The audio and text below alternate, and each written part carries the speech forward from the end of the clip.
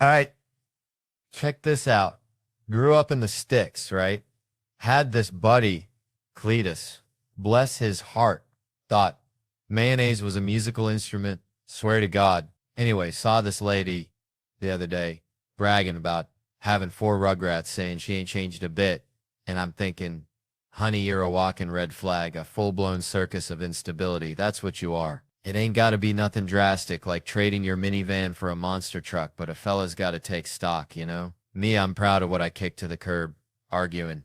Used to bicker with everyone from my grandma to the darn squirrels in the backyard, but now, nah. Someone starts throwing verbal haymakers, I just flip them the bird. Figuratively, mostly. They're like, Theo, I disagree. And I'm all, yep, you're right. I'm on your side now. Their heads spin like a dog chasing its tail. All right. So let me tell y'all something. Growing up in Louisiana, we had this old beagle named Blue, right? Dumber than a box rocks, but loved him to death. This dog, I swear, thought his own farts were a gift from God.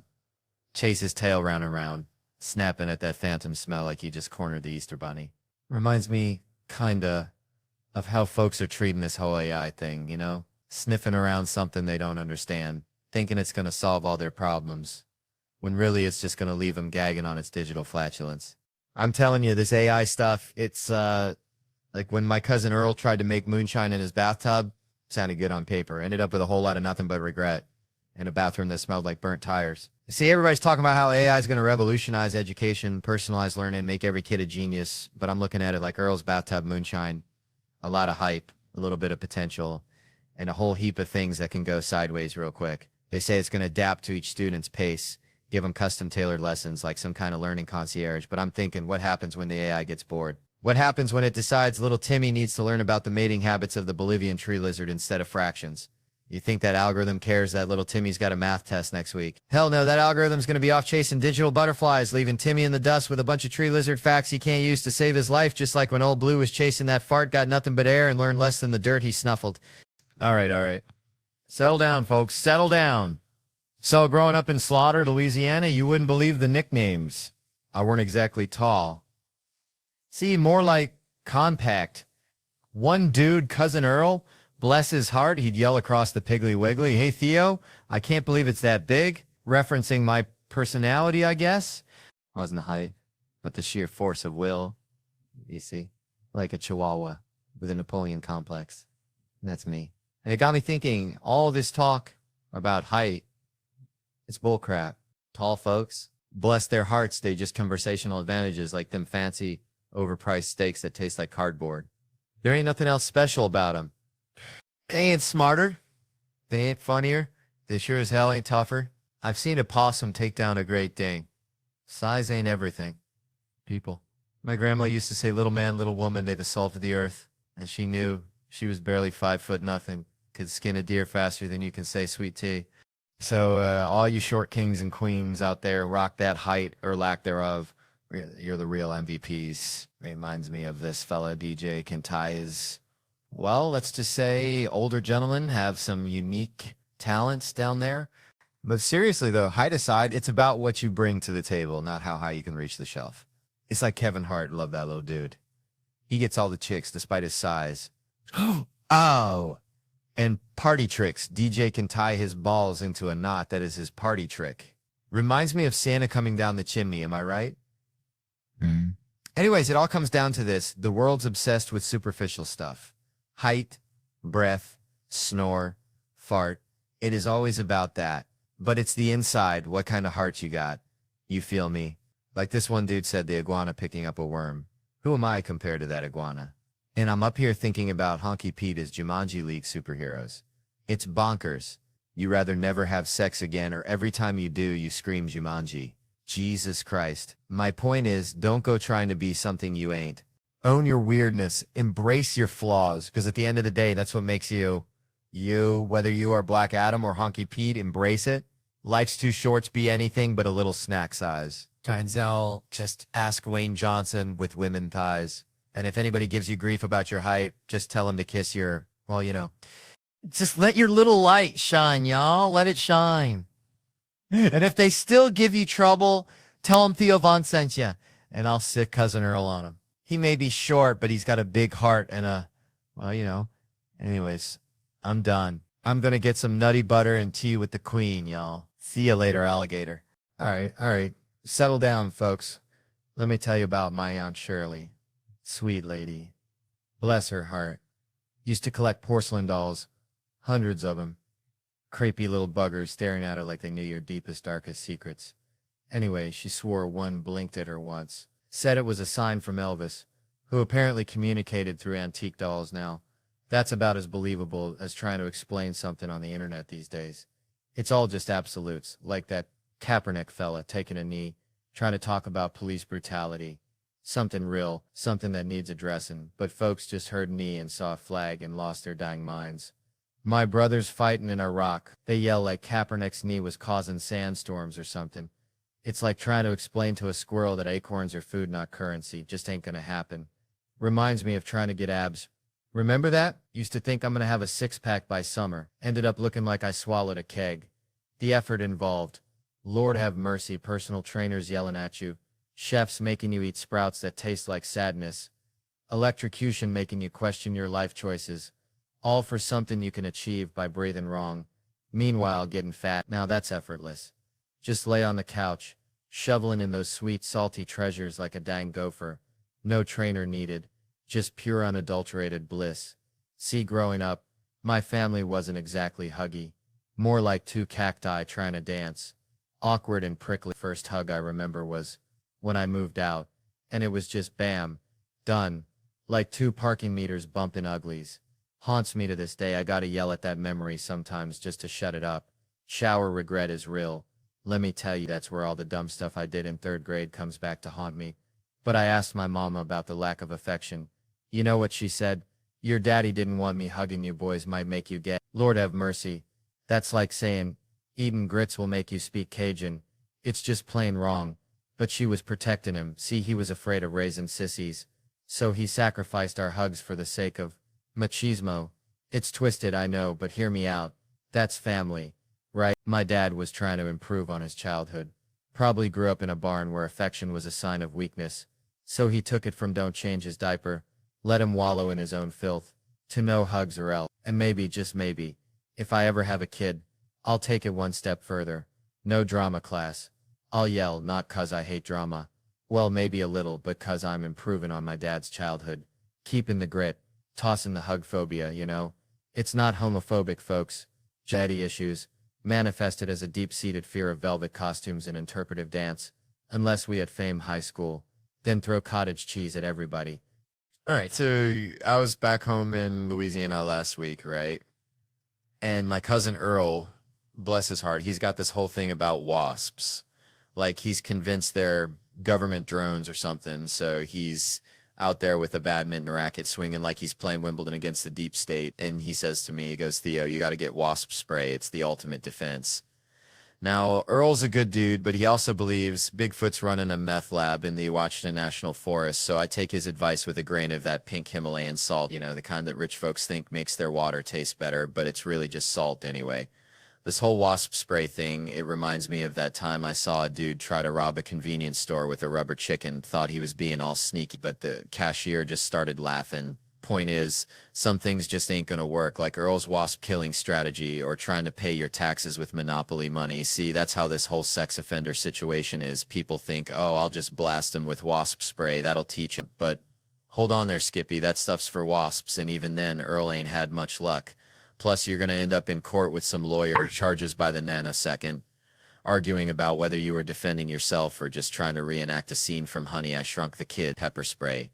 That's the real deal. It's like the difference between a rusty butter knife and a ninja sword. One's gonna get the job done, the other's gonna leave you looking like a fool and about taking care of business yourself. That's like trying to fix your own car engine after watching one YouTube video. You might think you know what you're doing, but you're probably just gonna make things worse. Wear gloves, a mask. That's smart, like wearing a condom to a disco. You're prepared for anything. And this whole shake weight thing, I mean, come on, that's like bringing a spork to a steakhouse. It ain't gonna cut it. Semen's a biohazard. Yeah, that'll get someone's attention, like telling a vegetarian he's about to eat a plate of bacon-wrapped scallops, but honestly, do your thing in your own space, just not in front of the ladies and children. It's like playing the banjo naked on a trampoline, fun for you maybe, but not a sight for anyone else to see, but don't be ridiculous or anything. Man, I'm down in Orange County, right? Real deal OC, not that fake LA garbage. And I hear this story about a chopper dude. Pops built this tour business for 38, like clockwork, then hands it off to his son, American dream kind of stuff, right? Like, son, here's the keys. Don't screw it up. Keep the Von Erichs of helicopter tours going. And the kid's all right, dad, love you too, gonna make you proud. Probably had 4 kids already, that traditional life they push on you. 5 days later, 5 days from balloons, and a congratulatory cake. This kid, he's probably barely got the script down. Like, yeah, folks, look to your left. Beautiful Orange County, 27 miles of beaches. Seatbelts, please. But only one dude shows up for a couple's tour. Red flag, right? But bills gotta get paid.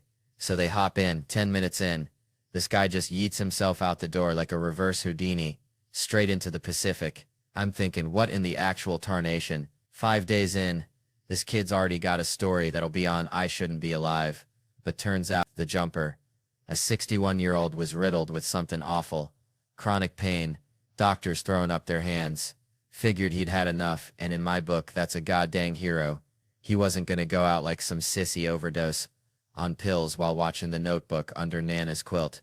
No, he went full Evel Knievel. Think about it, soaring over the land he loved. Then bam, swan dive to freedom. Shoulda had a cape on, I'm telling ya. He probably had his feet on the dashboard, chugging a Dr. Pepper, not even listening to the tour spiel, just thinking adios. But here's the kicker. The cherry on top of this crazy Sunday, the dude lived 500 feet above the ocean. You'd think that'd be a wrap, but he must have hit the water like Greg Louganis. Minimal splash, except witnesses said it looked more like a mannequin getting tossed out, so probably a belly flop of epic proportions, like a seal trying to do a cannonball. But listen, that don't change nothing. The intention was there. I still respect the hell out of this guy.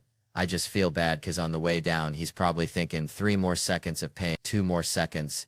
Oh God, this is worse. This is way worse.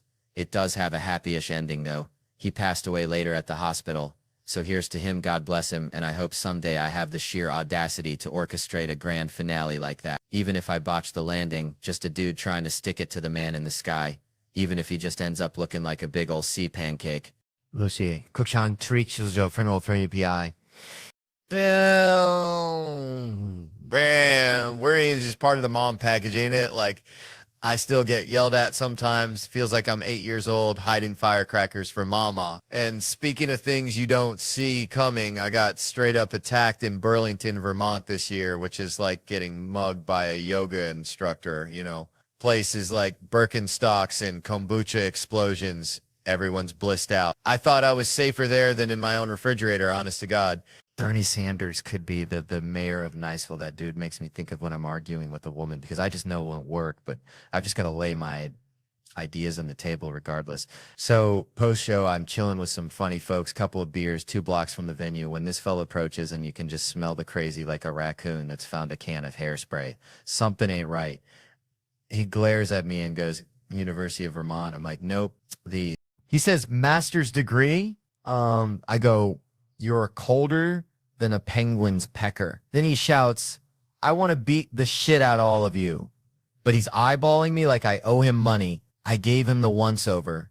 Figured he was all bark and no bite, like a chihuahua with dentures. Big mistake, because I turn to walk away, and bam, he grabs my shoulder and smashes a pint glass on my dome like he's trying to make some dang glass blown. Turns out I misread the situation. Turns out I'm about as perceptive as a woodpecker looking for a car dealership. Now this dude bolts. Cops get called, and before they even hang up, I'm hollering to the bar, did y'all hear him call me Jew boy? And everyone's like, nah, Theo, we missed that. And suddenly I feel like Jussie Smollett's cousin or something. So they nabbed the guy, wasn't exactly an Olympic sprinter, and they got him crammed in the back of the cruiser. The cops are picking glass out of my hair, which, by the way, I'm pretty sure I was starting to get carded for less. And one of them asked, hey, smash a pint glass on your head. I said, could have been a pint. Could have been a whole darn menorah, officer. It all happened faster than a fart in church. All right. Then he's asking if I see spinning, and I'm all like a dreidel partner. It was a rough night. Felt like I was trying to parallel park in a hurricane. Finally, I had to fess up. Wasn't a hate crime, just some feller with a bad case of the stupids. They haul him away, and the bar manager turns to me all serious and says, just so you know, this never happens here. And I'm thinking, yeah, I figured it'd be pretty wild if they were like, oh, that's just Scott. Scott does that. Don't mind him. All right. So growing up in Louisiana, right, we had this kind of swampy, murky creek behind the Winn-Dixie, and my pops, bless his heart, thought it was the perfect place to teach me how to swim. Now, I was like 7, maybe 8, all elbows and knees, scared of everything that wasn't a crawfish boil. And I told him, Dad, I can't swim. I ain't got no swimming skills, just my natural charm. He just looked at me, this kind of squinty-eyed look, like I was speaking another language, and goes, boy, you got 2 arms, 2 legs, and a heartbeat. You can swim. Get in that damn water. No instructions, no floaties, just pure, unadulterated Southern logic. He just picked me up like a sack of potatoes, chucked me into the deep end, 7 feet of Louisiana gumbo. And let me tell you, folks, I went down faster than a politician's approval rating after a scandal. I'm flailing, gasping, swallowing half the creek, thinking this is it. This is how I meet my maker, and all I hear is my dad yelling, don't you dare drown, you little varmint. I ain't paying for no funeral. Like, seriously? So I doggy paddled my way to the edge, coughing up creek water and broken dreams. And the whole ride home was just silent, awkward, like a possum at a debutante ball. Man, let me tell you something. Growing up in Louisiana, we had this neighbor, Mr. Thibodeau, smelled like catfish bait and regret, always wearing a wife beater. Even at church, right? Anyway, old Thibodeau, he thought he was a comedian, told jokes that would make a scarecrow blush, but he had this one about a crawfish walking into a bar. Nah, I ain't telling it. It's terrible. But it reminds me, people are getting so touchy these days. Like, my country's going plumb crazy. You know, Bryan Cranston, that Breaking Bad dude, he played a paralyzed fella in a movie, and folks got all riled up saying, why ain't a real paralyzed dude playing it? Like, hello, it's called AC Techting, you dummies. Imagine a paralyzed dude trying to act paralyzed. That's just being still and reading lines. That ain't no performance. Reminds me of my buddy Bill. He's been doing all right for himself, you know? He was in this Pete Davidson movie. Says he didn't get fired, could get cut. You never know, but seems like it went great. First time getting to work with Judd Apatow for real, not just on Pete's show, Crashing, which, by the way, folks should check out next June. Get this, Bill's doing Mandalorian, the Star Wars thing, which is nuts because he's a sports fan. Meathead barely knows what a lightsaber is. I'm like, Bill, you in Star Wars. You know what that's like? It's like when Joe DeRosa met Joe Torre, told me about this guy connected with the Yankees, the manager, Joe Tutelage. I corrected him, it's Torre, and he's all, is he a big guy? Does he make that face? I wanted to strangle him.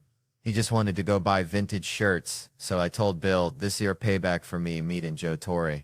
Now you gotta wear a spacesuit that probably smells like Wookiee armpits, says he can't say much about it, all that Netflix secrecy, but you can see the back of his bald head in the trailer for half a second. That's because his head is a helmet already. Redundant to put a hat on a hat, like a clown wearing a second wig. That's how busy he is. He's finishing up season 4 of F is for Family, but stand-up's always #1, and he's always been generous, you know. Even when I was a nobody at the Comedy Store, he'd watch my sets, give me punchline tips. Always believed in me, even when I was getting booked on TV shows and forgetting about my own hour, he saw something in me.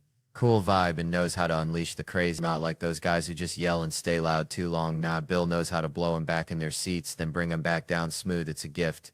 I brought his name up the store, told everyone he's one of the nicest guys, and he came out and was like, you got to say that? I'm about to rant about people in wheelchairs.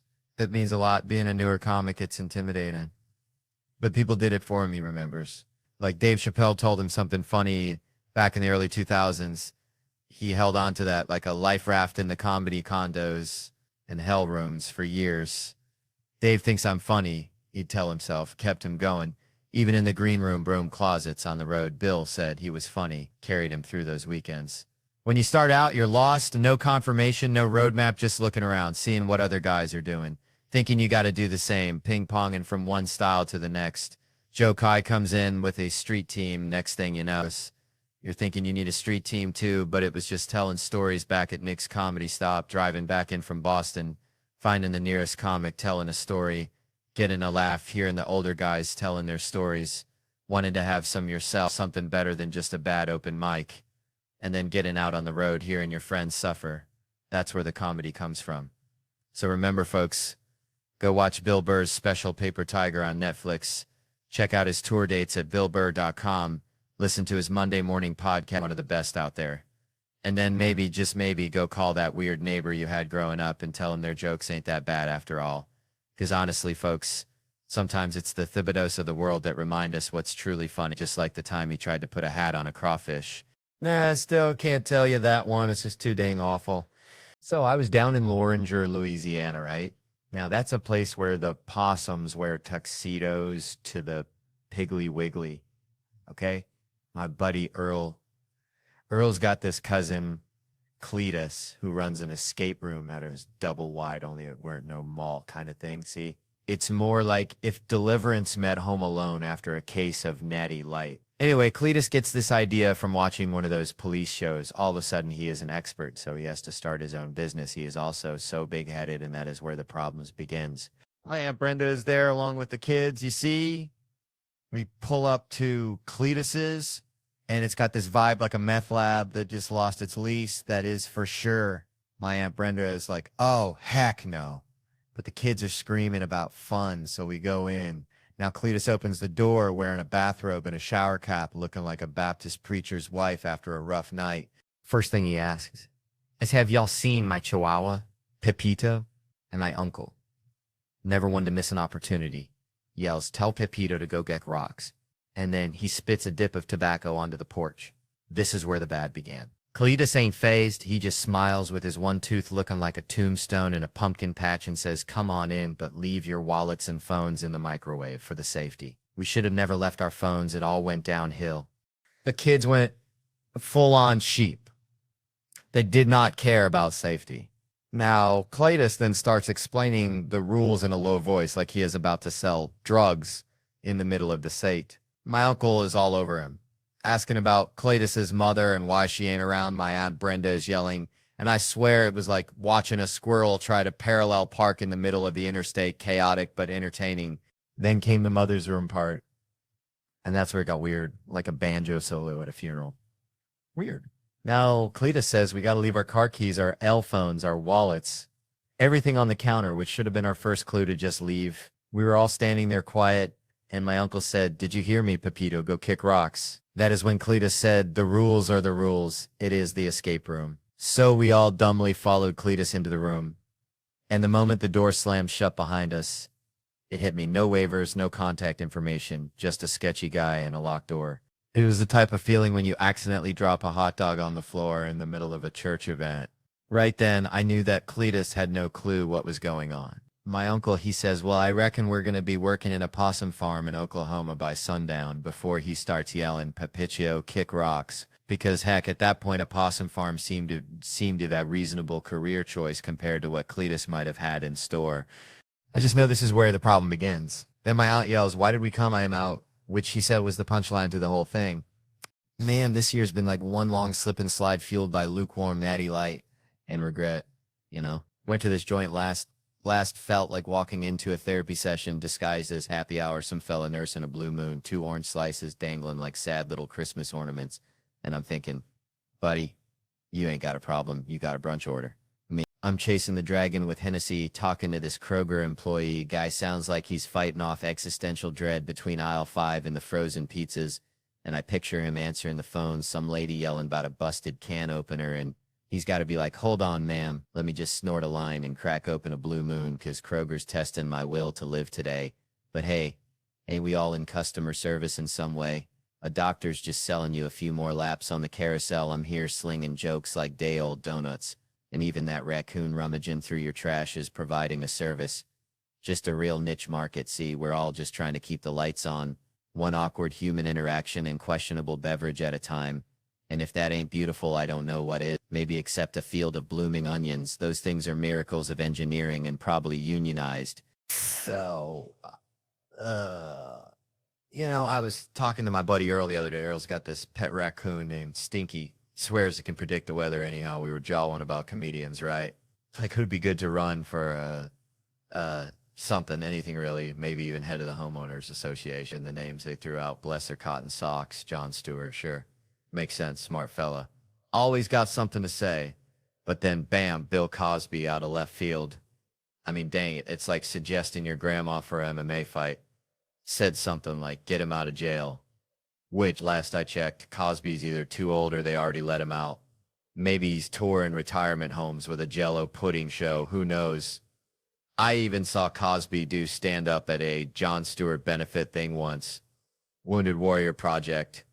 You know, before the whole pudding pop parade went south. And let me tell you, that act was darker than a black bear's armpit on a moonless less. I'm talking deep, unsettling. You're waiting for the punchline, but it just keeps getting more existential, like watching a squirrel try to bury a nut in concrete. Now, I ain't remember the specifics, something about cough syrup and airplane food, or maybe it was the other way around. It was before the accusations, you know, like ancient history, so we were all kind of, sure, Bill, knock yourself out, thinking it was just regular old comedy, but now, looking back, that performance was a straight-up cry for help disguised as a Jell-O joke. And that's the thing about comedy, ain't it? It's like a canary in a coal mine. You can sense when someone's in a dark place. Kind of like Earl's raccoon Stinky when it starts hiding all the shiny objects. Right before a tornado, just a little unsettling feeling deep down in your gut that something's about to go sideways. All right, folks. So growing up in Louisiana, right, we had this one neighbor, Cletus. Real character, always wore a coonskin cap. Even in July, looked like Daniel Boone went bankrupt. Started selling fireworks out of his trailer. Anyway, Cletus was convinced aliens were stealing his garden gnomes. Like every week, another gnome gone, vanished, and he'd blame it on them dang space critters. Now, I ain't saying Cletus was wrong, but he also thought Mountain Dew was a health food, so, you know, grain of salt, and it reminds me of these new Nazis popping up, acting like they just discovered hating folks. See, back in my day, Nazi was just something your mom called you when you wouldn't clean your room. Like, Theo, you're being a real Nazi about these Legos. Not some actual belief system. These new ones, though. They got this whole thing about Jews ruining everything. And I'm like, hold on a dang minute. My wife, Anna, she's Jewish. I married into this thing. I got the official decoder ring. I know the truth. And let me tell you, blaming the Jews for everything is like blaming Cletus's missing gnomes on the aliens.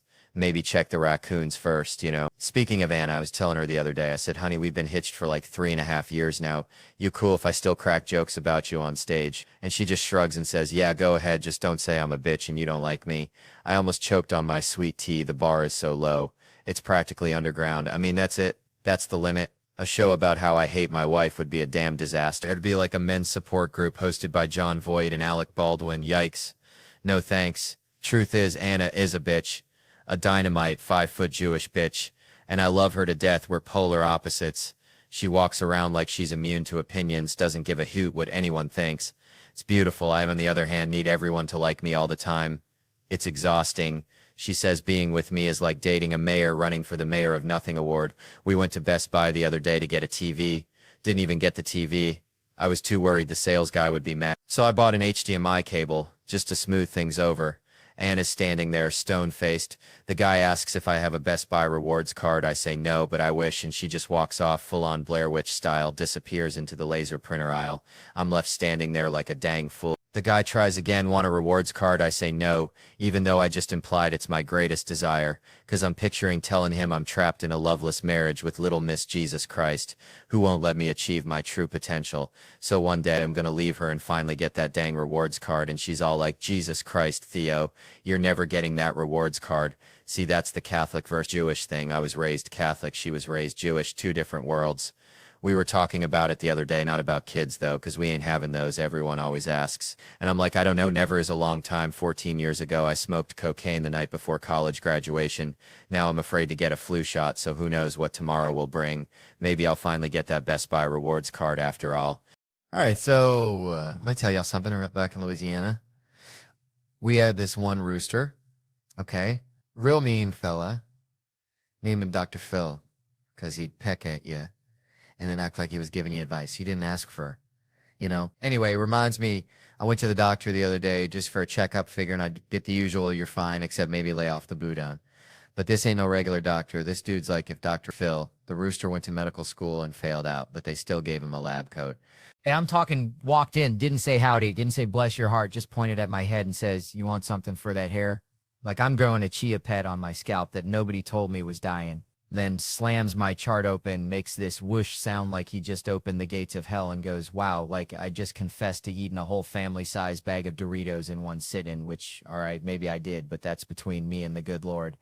Then he's all 200, not exactly weight loss, like I'm trying out for the goddamn Olympics of skinny. I mean, I'm a huggable fella. All right. So then he starts on my blood work, says my muscle enzymes are through the roof. And I'm thinking, hell yeah, I'm strong as a gator wrestling a pickup truck, but he tells me that's bad. Only explanations are Olympic athlete or a cocaine addict. Now, I ain't never touched the devil's dandruff, but this fella looks at me like I'm Tony Montana in overalls. And when the nurse chimes in suggesting marathons, he just looks at me up and down like I'm a busted lawnmower, no sympathy.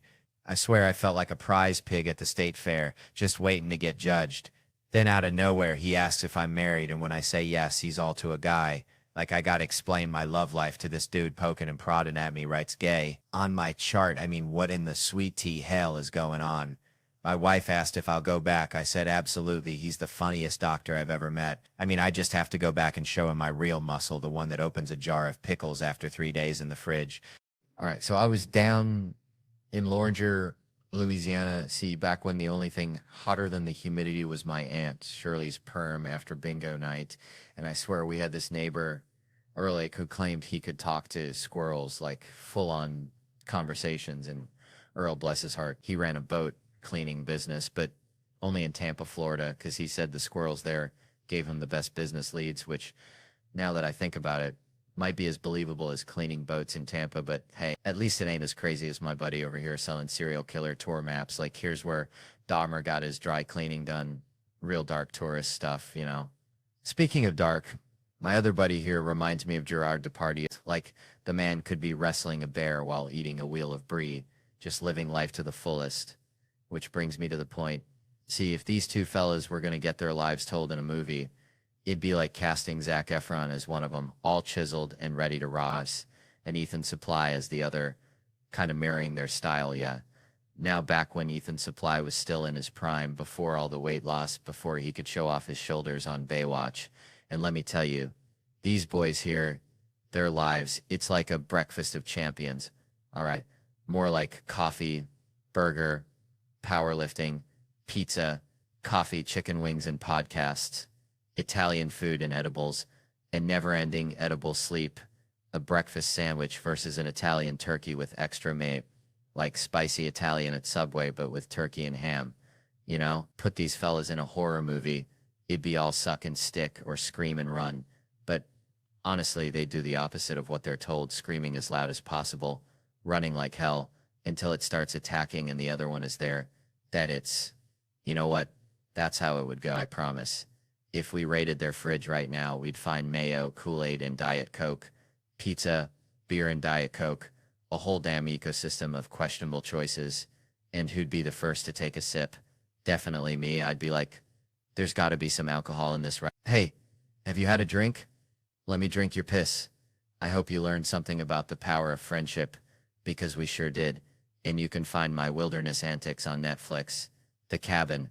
All right, so next time you and your friends are in the woods just trying to chill, remember, if you happen across a bunch of pissed off squirrels, there is definitely an Earl nearby. Man, growing up in the sticks, we had this dog, Biscuit, dumber than a box of hair, right? Would chase his tail till he puked, then lick it up. That kind of stupid. Reminds me of trying to sleep these days. Got this fancy ass pillow, cost more than my first car, and I'm still up at 3 a.m. counting imaginary sheep that are all doing the Macarena. Speaking of sheep, saw this dude the other day slumped over in public, sawing logs louder than a chainsaw convention, and I'm thinking, that son of a biscuit eater is getting better sleep than I've had in a decade. So naturally, my brain goes into full-on prank mode, like when me and my cousin Billy Bob tried to convince Mrs. Henderson that her cat could talk. Yeah, story. It involved a walkie-talkie and a very confused meow, and I'm plotting how to give this Sleeping Beauty a little wake-up call, you know. Nothing mean, just a touch of country justice. I'm thinking, let's get a spotlight on him, real subtle. Like he's about to get abducted by aliens, or maybe sing him a lullaby, but like a death metal lullaby. Then my buddy Joe's over there, bless his heart, trying to figure out the light switches like he's defusing a bomb, and I'm over here praying nobody pulls a fast one, because Lord knows there's always one character who's about to pickpocket somebody. And I wanted to bust out the dang police lights, but, you know, the front rows get all defensive, and I didn't want him to try and leave. I mean, this guy was out cold. I'm hollering his name like I'm summoning a demon, Miguel, La Policia, and nothing, not a twitch. Which leads me to believe one of two things. Either he's a professional napper who could sleep through a hurricane, or he's actually dead, and I'm about to become a suspect in the most bizarre murder case since that time my Uncle Earl tried to poison a squirrel with moonshine. Maybe I should just leave him there, let him wake up and deal with the mystery like a modern-day Rip Van Winkle, only instead of a beard, he's got a serious case of drool. All right, how y'all doing? That's what I like to hear. Yeah, Theo Vaughn here. Let me tell you something. Grew up in the sticks, Louisiana. We had this old hound dog, Blue. Sweetest thing, but dumber than a box of rocks, I swear. He'd chase his tail till he passed out. Then wake up and do it again. Just pure unadulterated joy in that dog's heart. Reminds me of my cousin Earl, bless his soul anyway. Saw some fancy water backstage, thought I'd grab a sip. Next thing you know, sploosh right down the front of my pants, looking like I just lost a battle with my bladder. And you know what's crazy? We're all so worried about looking like we peed ourselves.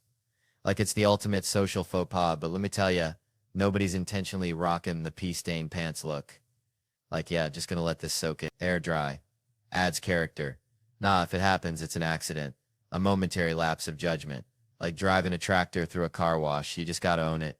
And besides, pee's like that fire in backdraft, it goes where it wants, it's got a mind of its own, seeping down your leg, pulling in your shoe. A real abstract expressionist masterpiece. But that got me thinking. You ever see them folks in the bathroom, hovering under the hand dryer, scorching their nether regions like they're trying to deep fry a chicken? Ain't nobody got time for that. And that water wasn't water, 'cause it just kept coming like a leaky faucet, which is a sign.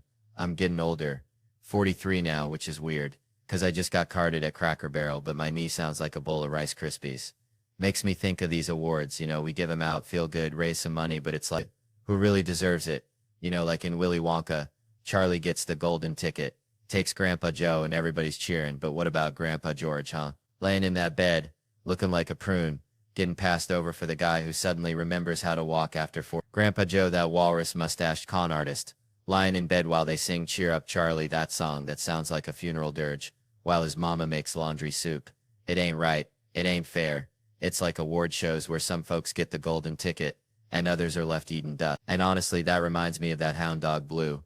He never got any awards, just chased his tail and barked at squirrels, but he was happy as a clam. Maybe that's the real award, just finding your own damn tail to chase. Now ain't that something? Well, hey there, folks. Let me tell you, a couple weeks back, my email got hacked, which honestly felt like getting invited to a fancy party because I'm terrible at keeping in touch. So suddenly sending a spam link to everyone I know felt like my civic duty, my annual Christmas card, if you will. And bless their hearts, they all wrote back like I just birthed triplets, all screaming, "Didn't know your cyber uterus is bleeding viruses. Brought us closer than a Tupperware party after a tornado." And then this one fella, bless his simple soul, emails me, says, "Theo, buddy, clicked your link, but I ain't in the market for no herbal Viagra." And this ain't no comedian, folks. This is pure unadulterated West Virginia logic after 17 years of friendship. And it got me thinking, first off, who in God's green earth still clicks a spam link that looks like a $sign, had a baby with a swastika, and named it malware? I'm talking, if HPV was a website, this was it. But no, he saw that blank email, subject line, reading, "Check this out," which, let's be honest, I ain't ever uttered in my life, and thought, all right, Theo's peddling snake oil, which is insulting, because if I was going to shill herbal Viagra to my entire contact list, it wouldn't be a 2-column email blast. I'd craft a goddamn novel, something like Dear Friends, Famlin, folks I met at that all-night Waffle House in '09, Comedy's Gone South, and my Cayman Island business partners, and I have concocted a miracle cure for bedroom blues. Click the swastika for the world's ugliest website, pink on purple, just how we like it. See, gotta sell the dream, you know. Anyway, turned 30 recently, watching movies different now. Used to root for the hero, now I'm vibing with the side characters, the ones rolling their eyes like, oh great, another Spider-Man, feeling like I'm watching a squirrel try to parallel park. Reminds me of Michael J. Fox in Back to the Future, That was my jam. Wanted to be Marty McFly, but watch that movie again. And it's wild, this 17-year-old kid's best friend is a disgraced nuclear physicist, and nobody bats an eye. We're all just like, yup, checks out, like seeing a cat driving a track. That movie is bananas. Imagine pitching that in a studio. Like, alright, family action movie, lazy high school kid, sleeps in, but get this, his best friend's a disgraced nuclear physicist. No, not a student, a 40-year-old weirdo, and the studio execs nod. Okay. They build a time machine, stop the Kennedy assassination, and you gotta swallow your pride, say, nah man, he goes back in time, tries to hook up with his mom, watch their faces, but don't worry, Biff shows up, tries to assault her, dad saves the day, and we're saying a white guy wrote Johnny B. Good, and some head green like that. That's Hollywood, folks, like a raccoon running a bank. Only in America they ask if it's Back to the Past, but you gotta stick to your guns. No, Back to the Future, 'cause only in a movie can you have a disgraced nuclear physicist and a horny time-traveling teenager in the same frame. It's like a fever dream in a can, like putting ketchup on grits, just plain wrong but undeniably entertaining. And people ask me if I smoke marijuana. I tell I don't need another reason to crave Cheetos. I already crave Cheetos like a dog chases a mail truck. You ever see a dude hit on a girl by yelling at her through a crowd? Hey, you with the tits, move it, losers. I'm Grados. That's the world we live in, folks. A world where disgraced nuclear physicists are best friends with horny teenagers, and Greg yells at women from across the room. Bless their hearts. Man, growing up in Tickfaw, Louisiana, population smaller than a Walmart, on Black Friday, we had this neighbor, Cletus. Now, Cletus, bless his heart, thought squirrels were just rats with better PR, and he swore he could communicate with them using only kazoo music and moonshine fumes, which, looking back, might explain a lot about Cletus's life choices, like the time he tried to ride a gator into town, claiming it was his Uber anyway. That whole Cletus situation reminds me of this article I read the other day about how AI is supposed to be like revolutionizing customer service, right? Promising us these seamless, efficient, emotionally intelligent interactions, like a customer service rep that never sleeps, never gets hangry, and never needs a bathroom break. Unlike my Aunt Shirley after a potluck, which can get dicey, but then you actually use these AI chatbots, and it's like talking to Cletus after he's had a bit too much of that squirrel whisperer juice. You ask a simple question like, where's my package? And it responds with something completely off the wall, like the meaning of life is 42, but have you considered the existential dread of being a digital assistant? I swear I asked one chatbot about my phone bill and it started reciting Shakespeare. Now Shakespeare is all well and good. I like a good sonnet as much as the next fella, but I just needed to know why I was being charged for data roaming when I was sitting in my own darn living room. But these chatbots, they're just going on about to be or not to be, and I'm like, to be connected to Wi-Fi or not to be? That is the question. Now answer me, you digital Cletus. And it's supposed to be getting better, but it's like teaching that gator to drive. You might get it to move forward eventually, but you're going to have a lot of fender benders and a few folks ending up in the bite. And I'm just sitting here thinking, we're putting so much faith in these artificial brains, hoping they'll solve all our problems, when sometimes you just need a real human being, even if they smell like biscuits and met their spouse on Ancestry Mingle. At least they'll understand the question, where's my damn package? Without launching into a soliloquy about the fleeting nature of existence. It's like that time Cletus tried to teach his parrot to say, I love you, and it only learned to mimic the sound of a rusty chainsaw. You get the technology, but you lose the soul. Come to think of it, is probably what happened to my Aunt Shirley after that last potluck. All right. So I was down in Tickfaw, Louisiana, visiting my uncle Earl, bless his heart. He's got this rooster named Clarence that thinks he's a dang opera singer, just screaming at the moon all night long, kept me up more than a possum in a laundromat. But anyway, Earl's watching Law and Order, and he's yelling at the TV. They're always stealing stories out of the newspaper, dang varmints. And it got me thinking, like, that one time on SVU, they did that whole sex addiction thing, right? Remember when all them Hollywood types were coming clean, like a bunch of sinners at a revival meeting? So Ice-T, bless his icy soul, he's trying to figure it out, like, explaining the internet to a squirrel, and finally it clicks, bam, close up on Ice-T, and he's all, oh, I get it. You mean like when someone drinks too much moonshine or snorts that white stuff or bets the farm on them crawfish races. And I'm thinking, yeah, Ice-T, you got it, partner. But dang it, I could have watched a whole dang marathon of just Ice-T giving examples, just him sitting there deadpan, like, or when someone chews too much tobacco, or like when someone buys too many porcelain dolls from QVC. Or like when someone spends all day polishing their truck, or like when someone hoards too many ketchup packets from McDonald's, you know? Just going on and on, Fade to Black, created by Dick Wolf. Like that's what addiction is, right? It's just Ice-T listing examples until the sun dies. Anyway, that reminds me of this time I saw a raccoon try to steal a whole bag of powdered donuts from a picnic table. He looked like he was going to explode, and I realized, man, sometimes we're all just raccoons, and those donuts is whatever thing we can't stop chasing in life, so cheers to the donuts, you know? Man, I swear, I remember one time back in Tickfall, Louisiana, used to go catfishing with my Uncle Earl. This dude looked like if a bear and a lawnmower had a baby, but gentle as a lamb till you touched his Copenhagen anyway. We'd be out there on the bogue, chitto, breathing in that swamp air thick enough to chew.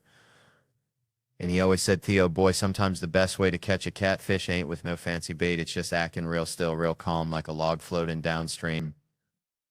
Now, that ain't got nothing to do with cops, but bear with me, because one time got pulled over outside Baton Rouge, felt like I was in a dang aquarium with that flashlight blazing in my eyes. Cop comes up looking like he swallowed a lemon whole. Sir, you know why I pulled you over? And I remembered Uncle Earl's catfish wisdom, so I took a deep breath like I was smelling honeysuckle on a summer morning, stared straight ahead like I was looking into the dang future.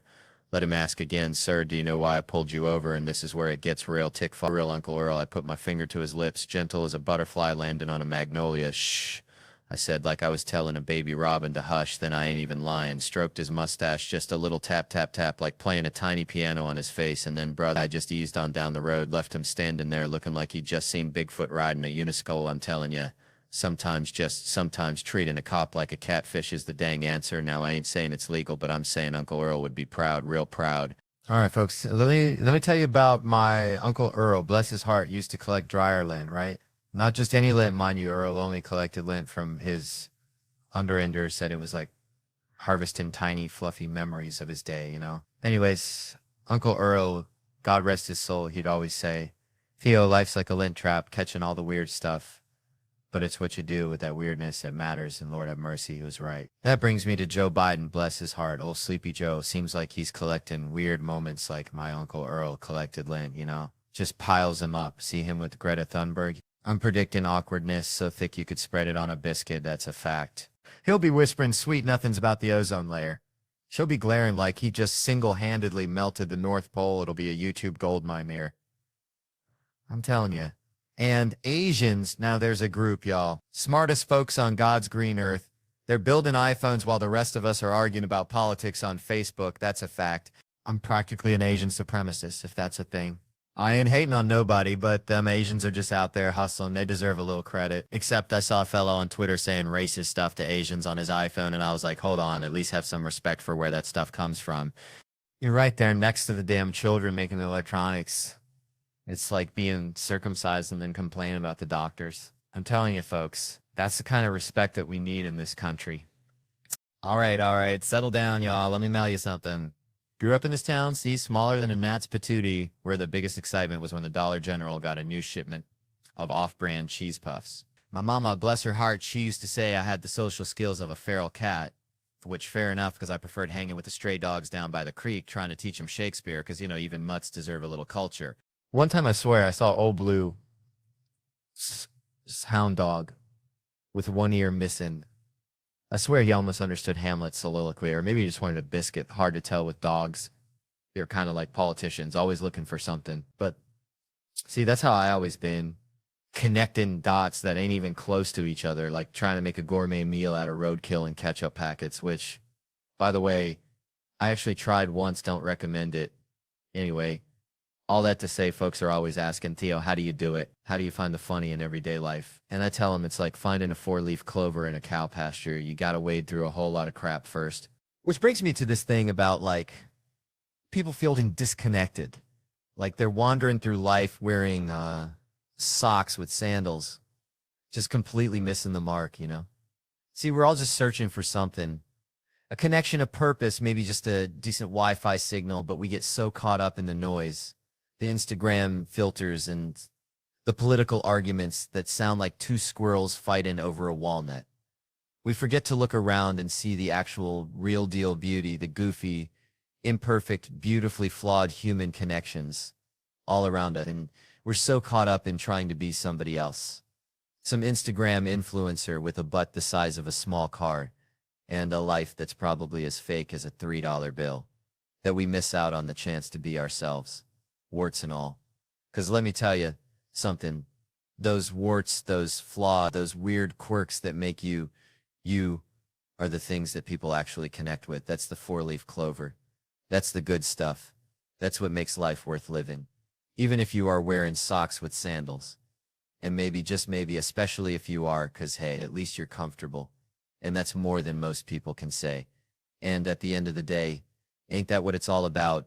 Being comfortable in your own skin, even if it's covered in mosquito bites and smells faintly of fertilizer.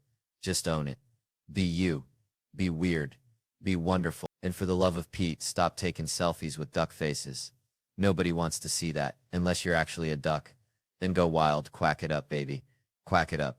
Man, growing up in Tickfaw, Louisiana, population maybe 100 and a dog, life was simple, like cornbread and Chitlin Simple, I swear. I remember one time, me and little man, that's what we called him, because, well, he was little and a man we were catching crawfish down by the bayou, and this old lady, Miss Iflin, she comes strolling by with her chihuahua. Peaches dressed in a full-on Saints uniform, because that's just how Miss Iflin rolled, right? Anyway, Peaches starts barking at the crawfish. Miss Iflin starts yelling at Peaches. And I swear, little man just looks at me and says, "Theo, sometimes I feel like we're living in a cartoon drawn by a squirrel on meth." And I was like, little man, you might be onto something, you know? It's like that's my whole childhood encapsulated right there. Weirdness, beauty, and a hint of existential dread. Which brings me to this thing about respecting authority, because my mom, bless her heart, she had a way of teaching lessons that involved cussing, violence, and a healthy dose of Southern sass. See, I was a rambunctious kid, always running my mouth, always pushing boundaries, like a beagle chasing a mail truck. One time, my teacher, Miss Green, sent a note home saying I was acting a fool in class, which, let's be honest, was probably true. All right, so picture this. I was back home, right, in Louisiana, where the dirt roads outnumber the paved ones 2-1. Kind of like how my cousins outnumber teeth in their collective mouths. And I was hanging out with my buddy Earl. Now, Earl, bless his heart, he's got the kind of dedication that'd make a honey badger jealous. Except instead of digging for grubs, Earl's dedicated to, well, Vaseline. Yeah, Vaseline. But not just for chapped lips during crawfish season, no sir. Earl used to store Vaseline in his navel. I'm talking a dedicated dollop of petroleum jelly tucked away in his belly button like it was Fort Knox. He said it kept his big lips, his actual physical lips, from looking like a bottomless pit. Which, let's be honest, they kind of did. Like a black hole swallowing all the lip balm in the state. And that reminds me of what Kevin Hart said about Shaq shaped like a beanbag, like a whole dang satin beanbag. But see, Earl's got this theory, this greasy little theory, that Vaseline is the key to everything, the secret ingredient, the WD-40 of life. And that's when it hit me, like a mosquito on a humid summer night. These basketball players are out here chasing career highs, talking about keys to success, blocks, assists, points, all that jazz. And Joel says the key is Earl's Vaseline navel. And you're just standing there with a blob of Vaseline, and this makes me thinking about what Kevin Hart said, how Wade lifts and buries, about Klay Thompson feeling pretty.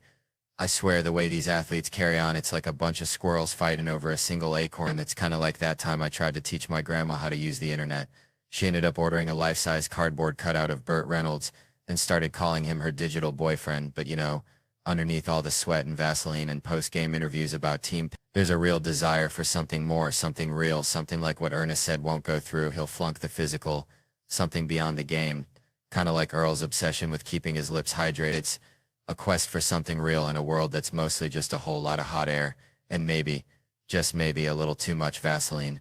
Man, timeshares, remember those? It's like the mullet of vacation ownership, business in the front, party in the back of your bank account getting drained. It reminds me of my Uncle Dale. Used to sell vacuum cleaners door to door. Swore he was going to retire on dirt futures, whatever the hell that was. Anyway, timeshares. Thought Airbnb killed him. But then I started thinking, Airbnb's just a timeshare with extra steps, right?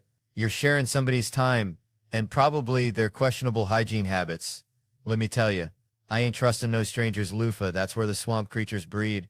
I'm telling ya. Speaking of swamps, used to stay in these budget motels back in Louisiana. Felt like I needed a tetanus shot just looking at them. But hey, $60, and at least I knew the roaches were paying rent just like me. Now, Airbnbs, they want you filling out forms like you applying for a goddamn mortgage, then they got signs everywhere. Don't flush the toilet paper, pet the cat, but not too much. It's like taking a pop quiz on somebody else's weird life. Went on vacation once, end of December, first one in years, felt like a damn alien. Stayed at a resort, though. No way I'm trusting Brenda from Des Moines with my vacation serenity. Hotels impersonal. Hell yeah, that's the point. I want anonymity. Not a family photo album staring at me while I'm trying to unwind. Imagine getting intimate in an Airbnb surrounded by pictures of strangers skiing in Tahoe. Talk about a mood killer. It's like getting blue-balled by a stock photo. Tried the Airbnb thing once. Peak pandemic, figured I'd live large in Phoenix, rent a mansion with a basketball court and a pool. Baller status, baby, but the gig got canceled, only got half my money back. Felt like I got scammed by the Monopoly man. All right, on the way. What up? Let me tell you something. I was driving here from the airport, right? And I saw this bumper sticker, keep the country, and I thought, damn, that's like me trying to keep Theo, you know? Like, good luck with that, buddy. I'm a runaway train of weirdness, always have been. Reminds me of my Uncle Dale back in Louisiana, bless his heart. That man thought he was a squirrel, not like a metaphorical squirrel, like legit burying nuts in the backyard, chattering at dogs. We tried to tell him, Uncle Dale, you're a 6'2" plumber, not a rodent. But he'd just stare at you, twitch his nose, and scamper up a pecan tree. Now, hear me out. This ain't about squirrels, although maybe it is. It's about locals, right? Like, what is a local anyway? Is it about birth certificates? Is it about speaking pidgin so good you can order a shave ice blindfolded? Or is it about something deeper, like having the mana, the aloha spirit, the thing that makes you not want to punch a tourist in the face when they ask you where they can find the authentic Hawaiian experience? See, I think it's kind of like my Uncle Dale. He wasn't born a squirrel, but damn it, he became one. He embodied the squirrelness, you know? He lived the squirrel life, and maybe, just maybe, that's what being a local is all about. You don't got to be born here, but you got to become Hawaii. You got to respect the land, the people, the culture, the pineapples that allegedly make your jizz taste like sunshine. And if you can do that, if you can embrace the weirdness, the beauty, the keep the country vibe, so, well, then you just might earn your place in the Ohana, even if you still can't pronounce Helma Hamuno Kunuko Pua. And if you can't, well, just blame it on the Micronesians. They'll understand. I'm just kidding. Micronesians, I love y'all. You're the reason I'm not the most hated guy on the island. That's a precious, precious gift. Thank you, Jesus. All right. So let me tell you something about growing up in the bayou. See, we had this pet raccoon, right? Named him Earl, because he looked like my Uncle Earl after a crawfish boil, all red-faced and kind of sideways. Anyway, Earl, bless his heart, he was dumber than a box of rocks, but he knew one thing, survival. And that reminds me, I saw this lady up front here sleeping like a possum in a sunbeam, and it just hit me. We're all just trying to survive, ain't we? Like, this guy's trying to get his wife a Mai Tai for her birthday, bless his heart, and she's out cold, probably dreaming about saving lives at the hospital, because she's a nurse tech, a real-life superhero, you know? And nurses, man, they're like cops. They deserve to unwind, get a little goofy, because they see some crazy stuff that would turn your hair white faster than a skunk at a Klan rally. But see, here's the thing, right? Everyone, and I mean everyone, gets a little cranky when they're hungry or sleepy. It's a universal truth, like gravity or the fact that grits are delicious. You know, my grandma used to say, a fed woman is a happy woman, and that's probably why my grandpa kept a jar of pickled okra in his pocket at all times, in case. So maybe this lady ain't cranky. Maybe she's just waiting for a man to finish telling this story, because let's be honest, a good story is like a warm hug on a cold day, or a perfectly fried catfish sandwich with extra tartar sauce. It just hits the spot, you know? And hey, if a little heckling makes it better, then bring it on, baby, because I'm just here to entertain, like a banjo-playing monkey at a county fair. Weird, maybe a little offensive, but you won't forget it anytime soon. Man. College, right? I swear, I just got a letter from my alma mater. Felt like Christmas morning, kind of, you know, until I opened that sucker up. Said, hey, Theo, remember us. We're the reason you're in debt. Just kidding. Mostly. Then they hit me with this line, and I'm paraphrasing here because I threw the damn thing in the trash after, but it was basically, hey, cough up some dough. We want a gift, but, only if it jingles. Now, I'm no mathematician, but back when I was slurping ramen in that glorified daycare, I was forking over about 15 grand a semester, twice a year for 4 years. Do the math, folks. That's like 120,000 clams. I practically bought the damn library. So, excuse my French, but are you telling me that after I essentially funded a small African nation's GDP with my tuition, you got the audacity, the sheer nerve to ask for more? What is this, a hostage situation? I feel like I'm dealing with my cousin Gary. Gary showed up to Thanksgiving wearing a wife beater asking for $20 for gas, even though his car's been up on blocks in the yard since the I-2K. Where's that money even go, college? Did you build a solid gold statue of the dean? Is there a secret underground bowling alley I never knew about? I bet it all went into those stupid study abroad programs where kids go to Italy and take pictures of pizza.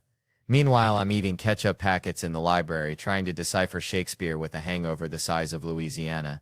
I got buddies, they're all, Theo, be a good alum. Donate. They even wear the college t-shirt like they're still trying to impress their RA.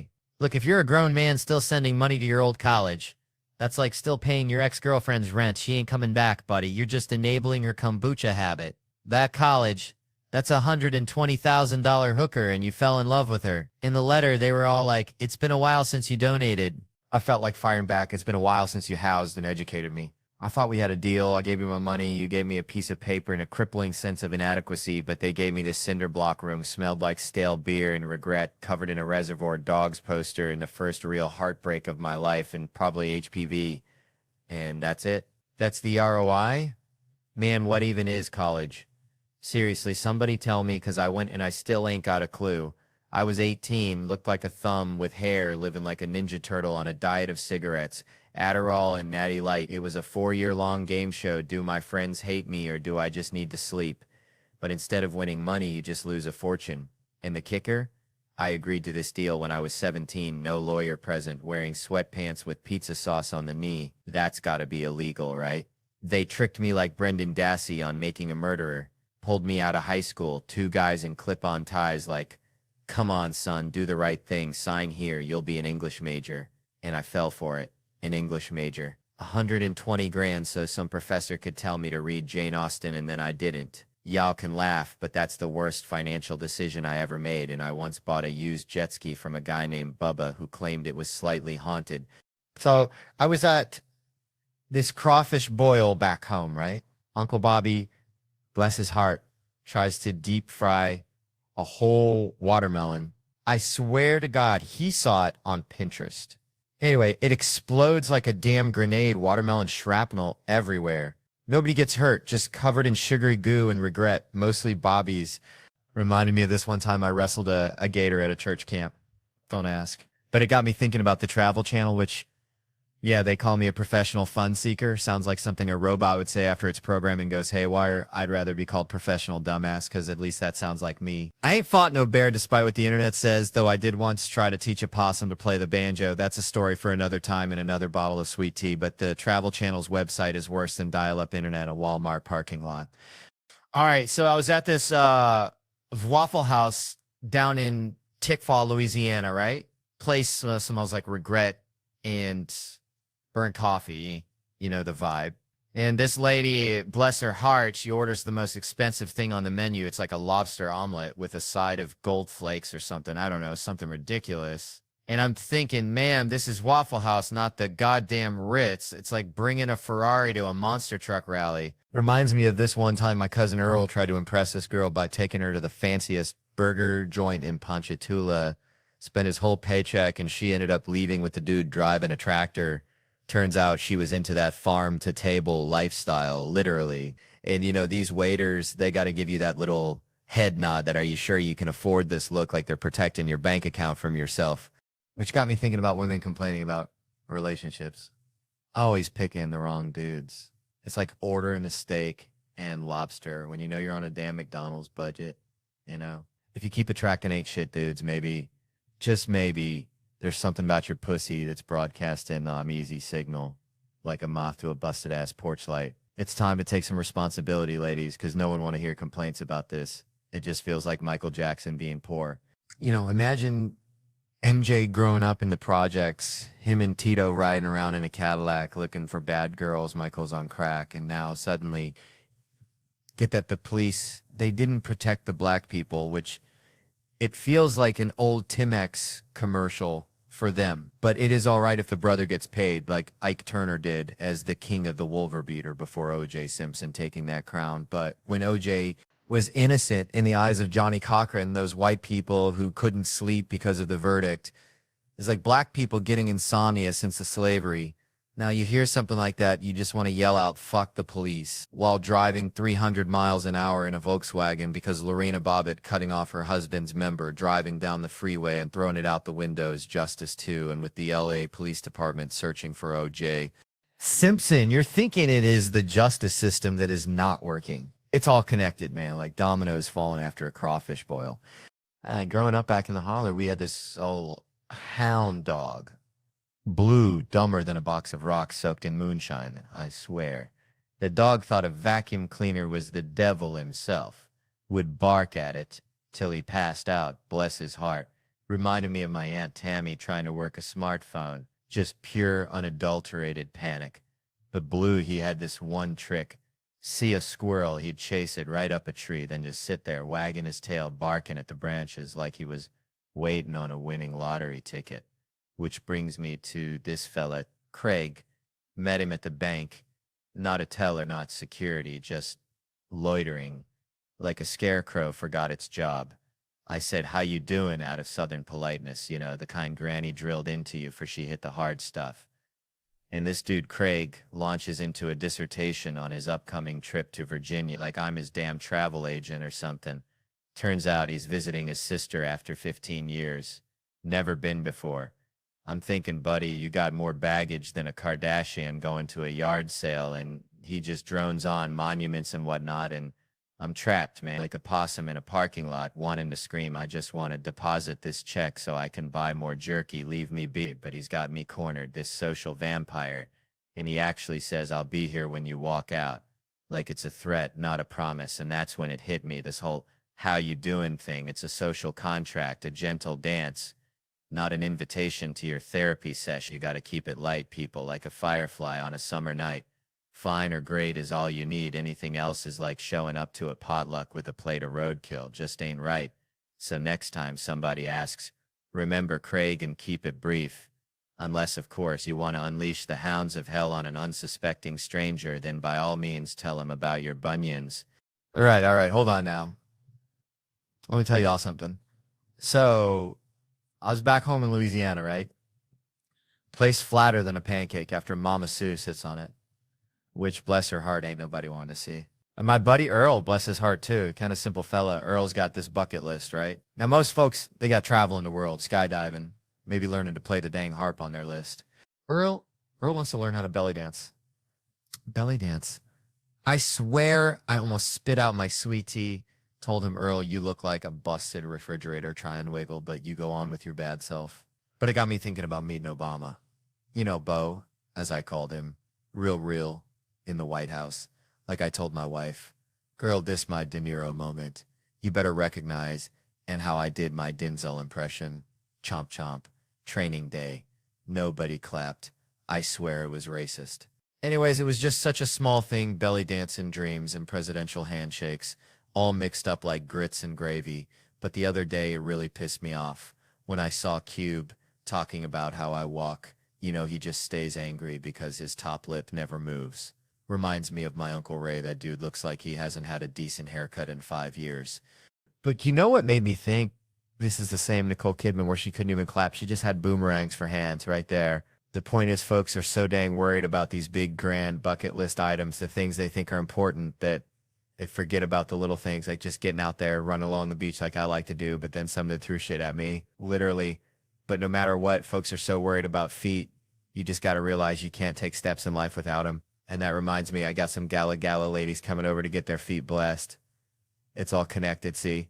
Belly dancing, the president, bad haircuts, feet It's all just a bunch of crazy life stuff, and that's just how I feel, like a possum playing dead on a hot asphalt road, hoping nobody mistakes you for a speed bump. Man, I was just down at the Piggly Wiggly the other day, right? And this fella, bless his heart, he's trying to return a watermelon. Says it didn't taste like nothing. Like, what'd you expect? Sunshine, a symphony in your mouth. Anyways, it got me thinking, like, this whole putting yourself out there thing, you know? Like, when I first started doing that weird voice for Digman, that Nick Cage meets psychopath, I don't even think Nick Cage knows he's the muse. He's probably too busy wrestling alligators or something. He ain't watching Comedy Central, probably busy building pyramids out of his old scripts. But seriously, South Park's right before us, and those fans are die hard. Been watching longer than my grandma's been making sweet tea, which is saying something. So all I'm asking is y'all just leave the TV on, all right? Let Digman play in the background. All right, all right. Now, so boom, let me tell you something. Grew up down in Little Ranger, all right? Smallest town you ever did see. Except maybe for that time I saw a cat here in a tiny cowboy hat in a dollhouse. Smaller than that even. And there was this fella, Billy Bob, no relation to Thornton's or whatnot. But this Billy Bob thought he was Bruce Lee, even though he looked more like a possum trying to do the splits. Anyway, Billy Bob was all about martial arts, always saying it was the only way to know which style was the real deal. Like figuring out if Tabasco sauce really goes on ice cream, some things you just gotta try. And he'd go on about how they need a place where folks can use anything, everything, fists, feet, headbutts, elbows, even beating if that's your thing, because a real fight, there ain't no rules except maybe don't poke a fella in the eye with a dirty stick. It's kind of like them UFC fights, right? Bloodiest, most barbaric thing ever, but also kind of honest, like seeing a politician eating a corn dog, you get a real good sense of what they're about. So Billy Bob always said he designed this arena, an octagon, so no one could run away, because when you're getting your butt whooped, sometimes you just want to bounce, like when you accidentally walk into a family reunion full of folks you ain't seen since you had that unfortunate mullet. Man, I remember growing up back in Louisiana, we had this neighbor, Cletus. Bless his heart. He thought he was a professional frog giggler. I swear wore camo overalls every bend day, even to church, which, kind of makes sense because you're already halfway dressed for baptism, right? Anyway, Cletus was always going on about the greatest fears of frogs, like they were sitting around a lily pad confessional booth, spilling their guts. And that's kind of how this whole thing started. See, I was doing this special, right, with like 15 kids, little ankle biters between 8 and 13. And I thought it'd be hilarious to write jokes from their perspective, like if a bunch of mini Maz were suddenly dropped into my life running around quoting Mitch Hedberg and trying to bum cigarettes, but my pal America Sawyer, who used to sling jokes at SNL, she was all about getting real, asking the hard questions, the kind of stuff that keeps you up at night, like is mayonnaise an instrument? Or why does the alphabet have to be in that order? So we figured, let's ask these kids what they're afraid of, expecting the usual boogeyman, maybe a rogue Tickle Me Elmo incident. But then, bam, they're talking about stuff way beyond their years, like climate change, societal collapse, and the existential dread of choosing the wrong TikTok filter, which, honestly, I understand. That shit's terrifying. I swear it was like eavesdropping on a tiny philosopher's convention. Suddenly, Cletus's frog fear theories didn't seem so far-fetched. One kid even said he was afraid of running out of V-Bucks. I swear to God, I almost choked on my LaCroix. It was like, these kids ain't scared of no tarantula. They're worried about digital apocalypses and the impending doom of dial-up internet coming back, which, I gotta admit, that's a legit fear. But then you see them all dressed up in their little suits and gowns at the premiere, demanding black tie like they're running the damn Met Gala, and you realize they're still kids, just with slightly more sophisticated anxieties. And then, of course, there's the Alanis Morissette cover, You Ought to Know, but just the appropriate parts, which, yeah, maybe my mistake for not realizing those parts might not be the best choice for a child to say, or that time when I was asking him to fill in the blank. America has a lot of work, and this kid, little Alex Bello, without missing a beat, says work to do, and you're like, damn, even the kids are woke now. I ain't got no kids myself, never wanted them, and I even had a whole conversation with these kids about it, explaining how I love my free time and my wife. And then the next day, my wife shows up on set, and this one girl, Camille, bless her heart, turns to me and asks, dead serious, does your wife know you don't want kids? And I'm like, well, shit, maybe Cletus was right. Sometimes the scariest monsters are the ones you ain't expecting. All right. Settle down, y'all. Let me tell you something. Veen, grew up in Louisiana, right? Place flatter than a pancake, more humidity than a frog's armpit. Had this buddy, Earl, bless his heart. Earl thought he was a Ninja Turtle. Not like the cool kind, like the sewer rat kind, you know? Always wearing green, heading in the ditch, eating whatever crawled by. Now Earl, he was convinced he was saving the city, even though the biggest crime we had was Mrs. Higgins' cat stealing Mr. Thibodeau's shrimp. I tell you what, a few weeks back, my email got ransacked at like a trailer park after a tornado, but it had this weird silver lining, you know? It was one of them deals where they crack into your digital mailbox and start slinging spam links to everybody you ever even side-eyed in your address book. So basically, I became a digital typhoid Mary, spreading a rash of weirdness to all my contacts, which honestly was kind of like killing two birds with one stone because I'm terrible at keeping up with folks. I'm like a hermit crab with a smartphone. Consider it my Christmas card for the year, a digital thinking of you with a hint of identity theft. And then, bless their cotton socks, everybody emailed back to tell me I'd been hacked. It was like a digital baby shower, folks, crawling out of the woodwork to send their well wishes and warnings. Email viruses, man, they bring folks together in ways you wouldn't believe, like a potluck after a hurricane. Now, get this, one fella I know, bless his heart, emails me back saying, I quote, "Hey, clicked on the link you sent. Don't want to buy any herbal Viagra." Dead serious, this ain't no comedian. I've known him 17 years. He's dumber than a box of hair. That's the long and short of it. So, a few things tickled me about this whole shebang. First off, who in the name of Dale Earnhardt still clicks on spam links? And this link, mind you, looked like it was cooked up in a meth lab, dollar signs and swastikas, like HPV wrote a website. He gets this in a blank email and thinks, yep, that's the ticket. Clicks on it with gusto, and then gets whisked away to a website selling this herbal Viagra. And his first thought is, Theo's getting into the snake oil business. But you know what kind of stung my biscuit? The thought that he figured that's how I'd hawk herbal Viagra, like I'm some kind of backwoods huckster just dropping links in blank emails with the subject line, check this out, which, by the way, ain't never been said by me in my entire life. If I was going to spam everybody I ever met about some shady new hustle, I'd pen a damn novel of an intro letter first. Dear friends and family, comedy didn't pan out. Turns out folks ain't paying to hear about my childhood in rural Louisiana. But have you ever hankered for some Viagra, but feared the side effects of the non-herbal kinda? Well, me and my Cayman Islands business partners got the remedy. Click on the swastika below and be whisked away to the world's ugliest website. Hope you can read pink on purple, because that's the layout we chose. Thank you, and may the Lord be with you. That's how I roll. Ain't no half-stepping. And speaking of time, I crossed the 30-year mark recently, which changes how you watch movies, you know? When I was a rugrat watching action flicks, I'd identify with the hero, the fella trying to save the day. Now, I only relate to the side characters, the ones rolling their eyes in the corner like the dudes who'd have to deal with Spider-Man's dry cleaning. That's where I'm at now. You know who my hero was growing up? Michael J. Fox's Marty McFly in Back to the Future. Love that dude. Want to be him. But I watched that movie again recently, and Marty McFly is a 17-year-old high school student.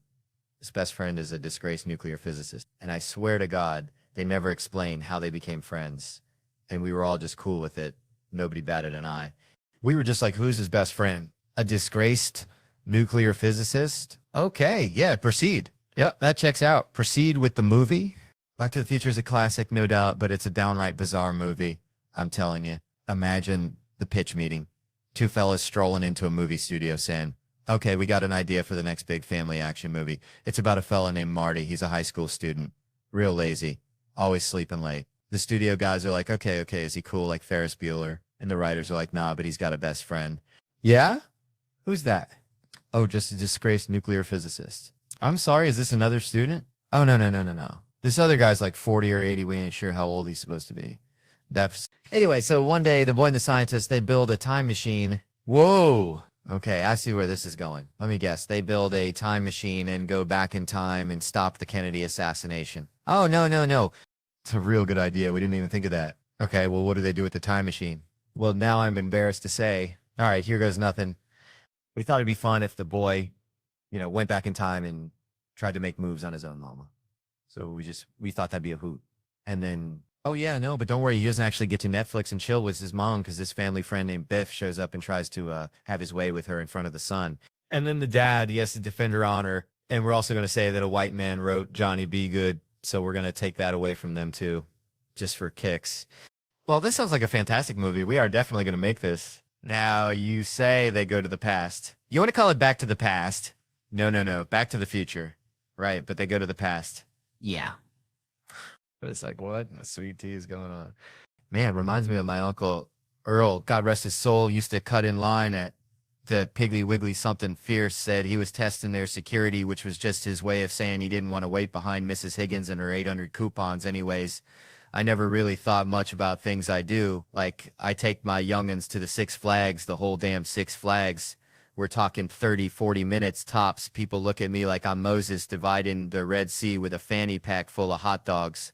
But see, I call ahead, got a concierge, like I'm freaking the queen or something. And this fella just walks us right up to the front of every ride, I'm telling you. Done it for years. And I got to tell my kids, look here, this ain't charity. This ain't some kind of Willy Wonka golden ticket situation. This is your old man worked harder than a one-legged cat in a sandbox to get us to the front of these here lines. But there's rules. See, stricter than my grandma's Baptist potluck, rule number 1. And this is paramount. We're strolling past these folks who've been waiting longer than a possum in a pear tree. You do not, and I repeat, do not make eye contact with these heathens. You hear me? Look straight ahead, like you're riding a Clydesdale towards the gates of heaven. Don't glance left, don't glance right, because these folks, they're going to unleash the hounds of hell with their words. They're going to say, I look like I smell a wet dog and regret. They're going to say things about you that'll make you want to join the Amish. But you ignore it. You just let that negativity roll off you like water off a duck's back, because here's the truth, son. When we're back in the Yukon headed home, we ain't never going to see these poor souls again. They're going to be stuck in that line, hotter than a jalapeno in July. Probably still arguing about whether the guy with the Mickey Mouse ears cut him off, and honestly, they're probably going to be in a line for the rest of their lives. Ain't that something? Just a line, folks, just a line. Yeah, let me tell you something. Growing up in Tickfaw, Louisiana, we had this dog, right? Oh, Blue. Bless his heart, dumber than a bagged egg hammers. Used to chase his tail till he threw up, then try to eat it again.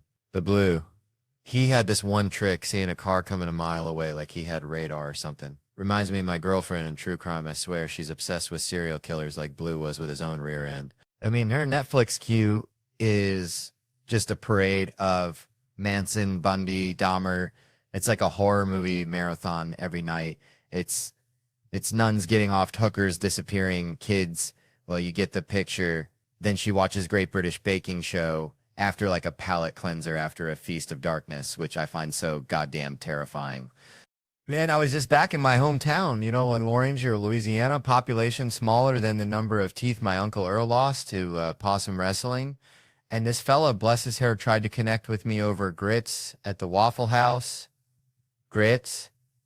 Like, that's the best we got, buddy. But it got me thinking, see all these gigs, city after city, and folks are always asking, Theo, are people the same everywhere? And I tell you, some places are like a stale gas station burrito, just plain wrong. But underneath all that, deeper than the mud on a gator wrestler's boots. Everybody, and I mean everybody, just wants to connect, Like when you see a hound dog and you just know you got to give it a belly rub. It ain't about the language. It ain't about the fancy cars or the teeth. It's just that human or canine urge to link up. And when you got chemistry with someone, that real stuff, it's like finding a $20 bill in your grandpa's overalls. Pure gold. Do you want to hang, maybe date, maybe even, and I ain't judging, maybe want to bury him 18 miles west of Lake Worth and get a little thrill every time you drive by. We all have our things, right? But sometimes, Lord have mercy, sometimes there ain't nothing there, like trying to make sweet tea with salt water. I'm checking in at this hotel the other week, see, and this dude behind the counter, he hits me with the small talk shotgun. Where you from? Los Angeles, I say, hoping to shut it down quick. But he's like, oh yeah, I got family in Denver. I'm thinking, dang, what are the odds? Then he drops the bomb. Yeah, they got a furniture store. I'm trying to be nice. I like to sit on furniture. All right, folks, let me tell you something. Growing up back in Louisiana, we had this rooster, right? Meanest son of a gun you ever did see. Named him secretary because he pecked at everything. Even the postman picture that a rooster hating on official mail delivery makes about as much sense as kale smoothies. Anyway, that rooster was a jerk, just like my luck on the road sometimes. 8 years back, I was a youngin' hitting the sauce a little too hard, stand up in Seattle, trying to woo a girl, but her friend, oh Lord, every 30 seconds not interested, then she could do better. Escalating like a bad banjo solo until she drops the bomb. You're very unattractive, and me drunk, I blurt out, get some more Botox, you lizard. Feel bad about that now. Real bad, although truth be told in the moment, nailed it like shooting a crawdad in a barrel. But she got furious, or at least I think she did. Botox makes it hard to tell. Then her boyfriend pops me one, deserved it, she was his lizard. and I respected the loyalty, like a hound dog sticking with its owner even if the owner's wearing Crocs, foreshadowing though. A month later, Cleveland, Ohio, LeBron had just left. City felt like everyone had just found out their chew toy had been recalled. Whole dang economic plan hitched to one dude, 'cause I love Cleveland. Good folks met this older woman after the show. Firecracker, but she's with a dude, just a friend. Valentine's Day though, so you know there's tension thick enough to spread on toast. He's buying me drinks to keep tabs. Me being the kind of guy who'd accept free gas even if it came from a skunk's tank, dude. Goes to the bathroom, I ask her if she wants to ditch, she says yes. And my escape plan. The bar next door. Genius. Pure genius, about as subtle as a herd of water buffalo in a library. We're doing making out. Romantic as a truck stop restroom. Finally ask her if she wants to leave, she says your hotel. So we step outside, and there's the dude missing teeth, looking like he'd wrestled a badger for a biscuit and lost. Where the fuck do you think you're going? I admit the plan. Gonna bang her and fly back to New York, he says. Fight me first. Suddenly those teeth looking mighty important. I ain't no dummy, ain't ever had sex and thought, man, glad she ain't got teeth. Like who needs applesauce? I go into the hotel, grab me a Macintosh. I tell him I ain't gonna fight. He calls me a pussy. Then she leaves with him. Some weird arrangement, and then this dude in a white sweatsuit like a marshmallow peep escaped from Easter. Not sittin', not standin', just kinda perched. Loudly announces, I wasn't gonna let anything happen to you. Claims he polices this. Not a cop, but a vigilante. The white knight drunk me's like, hell yeah, this guy's legit with a name, protects downtown Cleveland. Been stabbed twice, does it 'cause he loves Cleveland. Crazy but loyal, like a squirrel trying to bury a nut in concrete. Horrible trade for LeBron, but loyalty, you know? We stroll past the club, he sees my poster, says he could never do comedy. I say I could never do illegal and strange and alarming. A mutual admiration society asks why I don't have a Valentine. I say life choices and career. He says, me too. We're practically twins. Just one wears pajamas and the other tells dick jokes. He walks me back, says he's coming to the show. Exchanges information 'cause you gotta network even with superheroes. Wake up next morning, hangover the size of Texas. White knight email, gotta be him. Don't know that many, says he can't make the show. Sincerely, your new friend and fan, the White Knight Joshua. Makes me happy. Jews underrepresented as superheroes. Like finding a vegetarian at a barbecue. Emails bounce back, he's like Batman disappearing into the shadows via email. Years pass, then bam, another email. White Knight subject line. I reply, saw you on Conan, he's still out there. Then comes the kicker. He's married with a kid. Living in the suburbs. Traded white knighting for minivans. And soccer practice. Traitor. I tell him I'm in Naples. He says Italy. I say, yeah, guess even superheroes gotta grow up and face the fact that sometimes the real battle is getting the kids to eat their dang vegetables. Ain't that the truth? Man, let me tell you something. Growing up in Louisiana, we had this fella, Bobby Ray, could talk the chrome off a trailer hitch, bless his heart. You date him the time, and 3 hours later, you're learning about his hernia operation and the squirrel he saw burying nuts that one time. Anyway, it got me thinking about talkers. See, I ain't talking about the ones who just like to yap. I mean the long talkers. You ever notice they always got to lean on something? Like they're powered by conversation, and if they stop, they just collapse. Like a busted waterbed filled with lukewarm chitlins. I avoid them like the plague, like church on a Sunday morning. But then it hit me, kind of like that time I accidentally ate a wasp. Thinking it was a raisin. Comics. We're all kind of long talkers, ain't we? Especially when we go about our heroes. I was talking to Eddie Murphy once. Eddie Murphy, and I told him, Eddie, you're a big reason I'm up here sweating like a sinner in church. He just chuckled, that Eddie Murphy chuckle, and it made me think, what if I told people it was dice clay, the looks I would get? Anyway, I asked Eddie why he ain't been back on stage, Mets, and he said something that stuck with me. He said it's like cold water. So he set the bar so dang high. Expectations are like that time I saw a raccoon try to climb a greased telephone pole. Ain't happening. And it's true, you know? We see these comics, these giants, cutting it up like a Thanksgiving turkey, and we think, how'd they get there? Probably crawled on their belly, one bad joke at a time. I had my lumps, let me tell ya. Back when I was Jerry, age 22, 24, something like that, got a $25,000 deal. I thought I was King Tut, called my brother, bless his heart, and I said, brother, we get mom a house, dad a house, you a house. Dad gets that truck he's always wanted. We set. Money, gone. IRS knocking like a woodpecker on a crackhead's front door. Had to tell Dad, sorry about that house, Paw. 9 people living in that dang thing, but what you gonna do? Point is, in comedy, we ain't got many chances. That was grinding for 13 years, grinding like a stripper working off her student loans. In the last 4 or 5, been on the upswing. Reminds me of that musical, Little Shop of Horrors. TV's kind of like that plant, ain't it? One of us is getting eaten. Either you eat the box or the box eats you. That show was getting hungry, had to bounce. But, you know, that conversation with Eddie, good as it was, reminds me of the best conversation I ever had. Tad was with my dad ending to me why you had to do drugs. Said everybody was doing it, son. Your Aunt Brenda, your Uncle Earl, hearing him say that, seeing that truth in his eyes, that was something else. It was like watching a caterpillar turn into a rusty butterfly, a reminder that even in the darkest corners, there's a twisted kind of beauty like a possum wearing a tiny hat. All right. Settle down, y'all. Let me tell you something. Grew up in a town so small. The high school mascot was a question mark. Seriously, just a big old question mark on the field. People were confused. Even the cheerleaders were like, what are we cheering for? Uncertainty. It reminds me of this time my buddy Earl, bless his heart, tried to impress this girl by saying he was film Wedding Ring or 2 before the first one even hit theaters. Like telling people you already got a platinum membership to Beyonce's Beehive plus a +1 with Lamar Odom. Back when he was still rocking princess cut she jeans, which by the way is a crime against fashion, worse than Floyd Mayweather and them damn cowboy boots. Somebody lock that man up. Stylist needs to be fired or 2 Chainz showing up to court in a suit. Some things are just inherently wrong, like my Aunt Brenda's attempt to get on a reality show called Straight from the Heart. Pushing past me like a damn offensive lineman to get in front of the camera saying hi from the heart while I'm trying to explain the earth is not flat. But somehow Rihanna getting kicked off Instagram for too much skin is somehow supposed to be acceptable. That's like banishing Waffle House from World Star Hip Hop.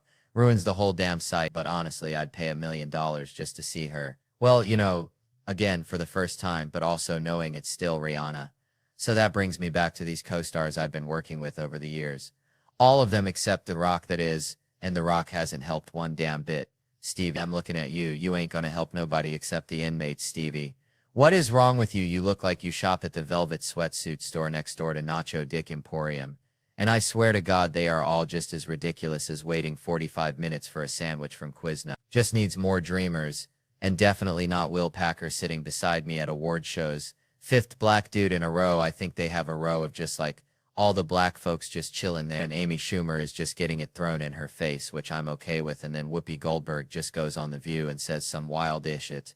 I can't even rip. I gotta shave again because of all the stupid that's going on, and then some guy is throwing me off while I'm about to rip on this stage in camouflage. He thinks his petite jacket is gonna save him. You know, maybe I don't have a college degree, but I got a yacht. Well, I will have a yacht. It's on credit. I'm just saying I thought I looked cooler in a suit, and now I feel like I look like a head in a box, so I look like a guy with a head, so I don't know. Maybe I should dress like my friend Earl. All right. So I was back home in Louisiana last summer, right? Visiting my Aunt Karen. Bless her heart, she still calls the internet the web like it's 1998 and she's got to catch some digital flies in it. And she's showing me these articles on her iPad, screen cracked like a bayou riverbed after a drought. And she's going on about hot moms this and hot moms that. And I'm thinking, Aunt Karen, you're trying to be hip, but you're about as hip as a square dancing convention at a Cracker Barrel. And right, she keeps saying it's the algorithm, but all this online self-care stuff for moms, is it real? It reminds me of this time I saw a raccoon trying to unlock a car door with a Slim Jim. Looked real dedicated, but you knew deep down it wasn't going to work, you know? And I'm not saying moms shouldn't take care of themselves. Lord knows they deserve a vacation to Aruba after birthing a human.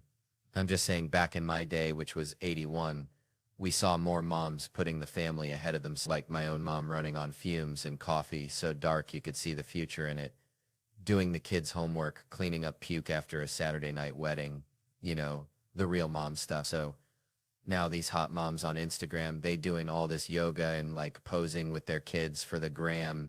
It's all shiny and perfect, but are they teaching them anything useful? Can they even change a tire or tell a squirrel from a chipmunk? It's like, I appreciate the dedication, but you remember that kid falling down videos on YouTube that used to be accidental, like pure unfiltered chaos. Now they staged like a damn Shakespeare play. You see that kid walking toward that hot stove and the parents got the camera out, ready to hit that record button. It's like, go on, touch it, learn from your mistakes.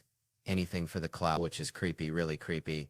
Makes you wonder when the line of good parenting or just content gets crossed and it's a whole new world. So I guess all I'm saying is let's bring back the messy, imperfect, real mom moments.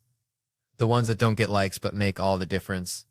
Now, if you excuse me, I'm going to go sign posters, kiss babies, maybe learn how to unlock a car with a Slim Jim. Good night, y'all, and remember, stay weird. Man, let me tell you, I can't do those books on tape. Nah, not my jam. People try to make it sound all interesting with the voices and the up and down talking. It makes me want to crawl out of my skin because I'm thinking, this guy thinks I'm a friggin' idiot, you know? Like they're reading it like, and then in 1862, read it like a bailiff, man. You know the deal?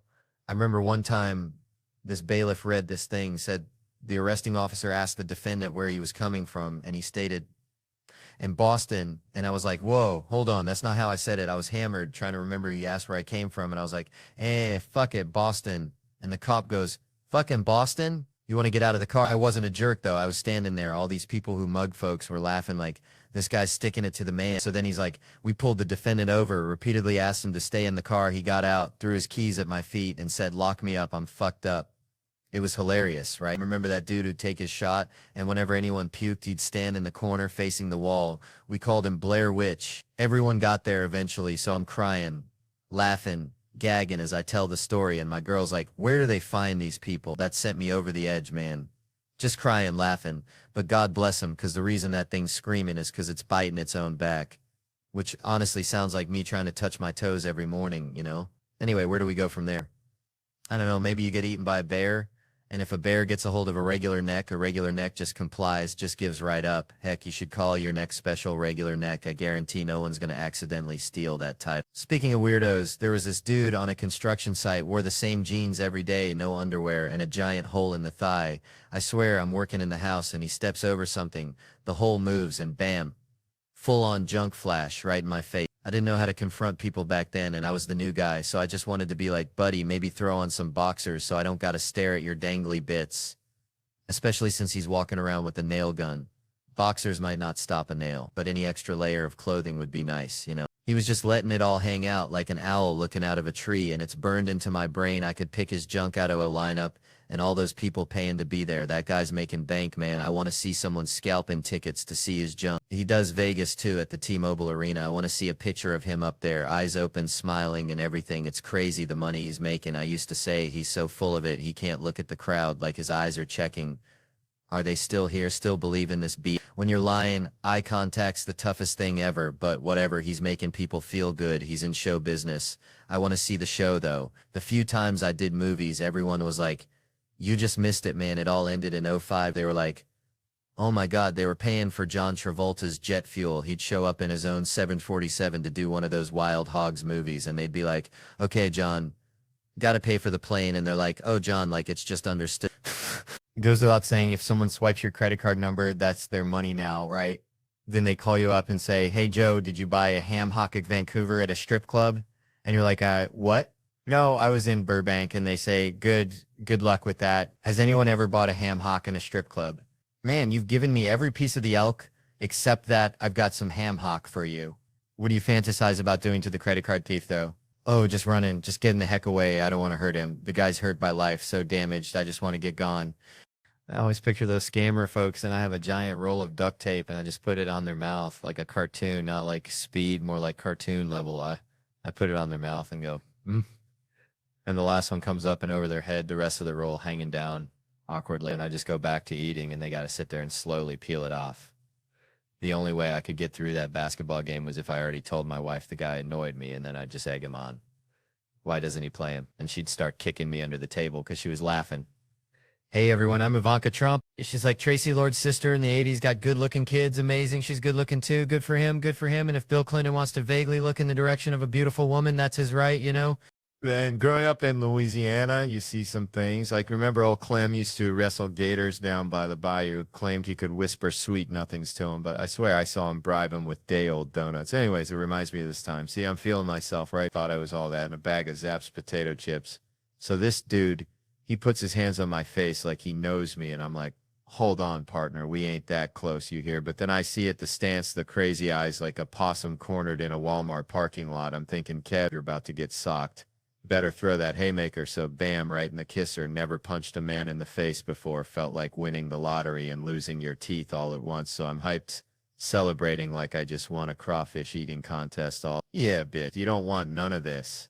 Feeling like a real OG, you know, but then reality hits you like a catfish to the face. Jail time, one bed, one blanket. Suddenly you're offering bedtime stories, but then he tackles me mid-speech like a linebacker going after a toddler. I'm thinking, bro, I'm tiny. I got a low center of gravity like a bowling pin. I ain't going down easy, so I start uppercutting him, giving him the old Louisiana shuffle. He's losing, starts yelling for Thomas, his security guard, and Wayne, my security. This big old fella got Thomas pinned against the wall. Looked like he was trying to teach him the electric slide. I couldn't tell if Wayne was helping me or just enjoying a good squeeze. Didn't ask, didn't want to know. So then it hits me, Dallas, Texas. Getting arrested here is like ending up in a Nickelback concert. Ain't getting out till Tuesday. Gotta get out of here. Nate, my driver, bless his heart, he was OG. Alright, gets the car, puts it on the curb, blocking everything. Never seen him so hyped, like he's directing a bank robbery, telling people to stuff my head down so the cops don't see. That's when I realized Mate probably used to be a hitman or something. Then he snaps at me saying, Kevin, you got a career, movies, TV, you're throwing it all away for a street fight. Like I just bought a fidget spinner at a pawn shop. Then he's back to yelling about cops. We gotta go, but it's too late. We get locked up right there. Cleveland, I love y'all. Good night. And that's how I ended up sharing a cell with a dude who thought he was a heater on.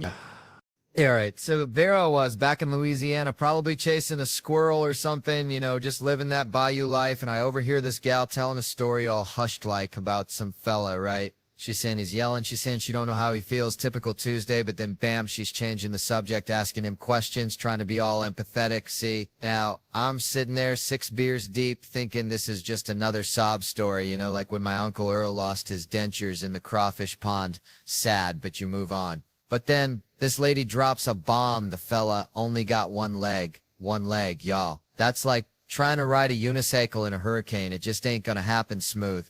And that's when it hits me. This gal was hiding the leg situation. Like she was trying to sell a used car with a busted engine, just glossing over the details, you know? Suddenly, I'm picturing this poor dude back at his place, and I ain't gonna lie, my brain went to a dark place. Like one of them back roads you ain't supposed to drive down after midnight.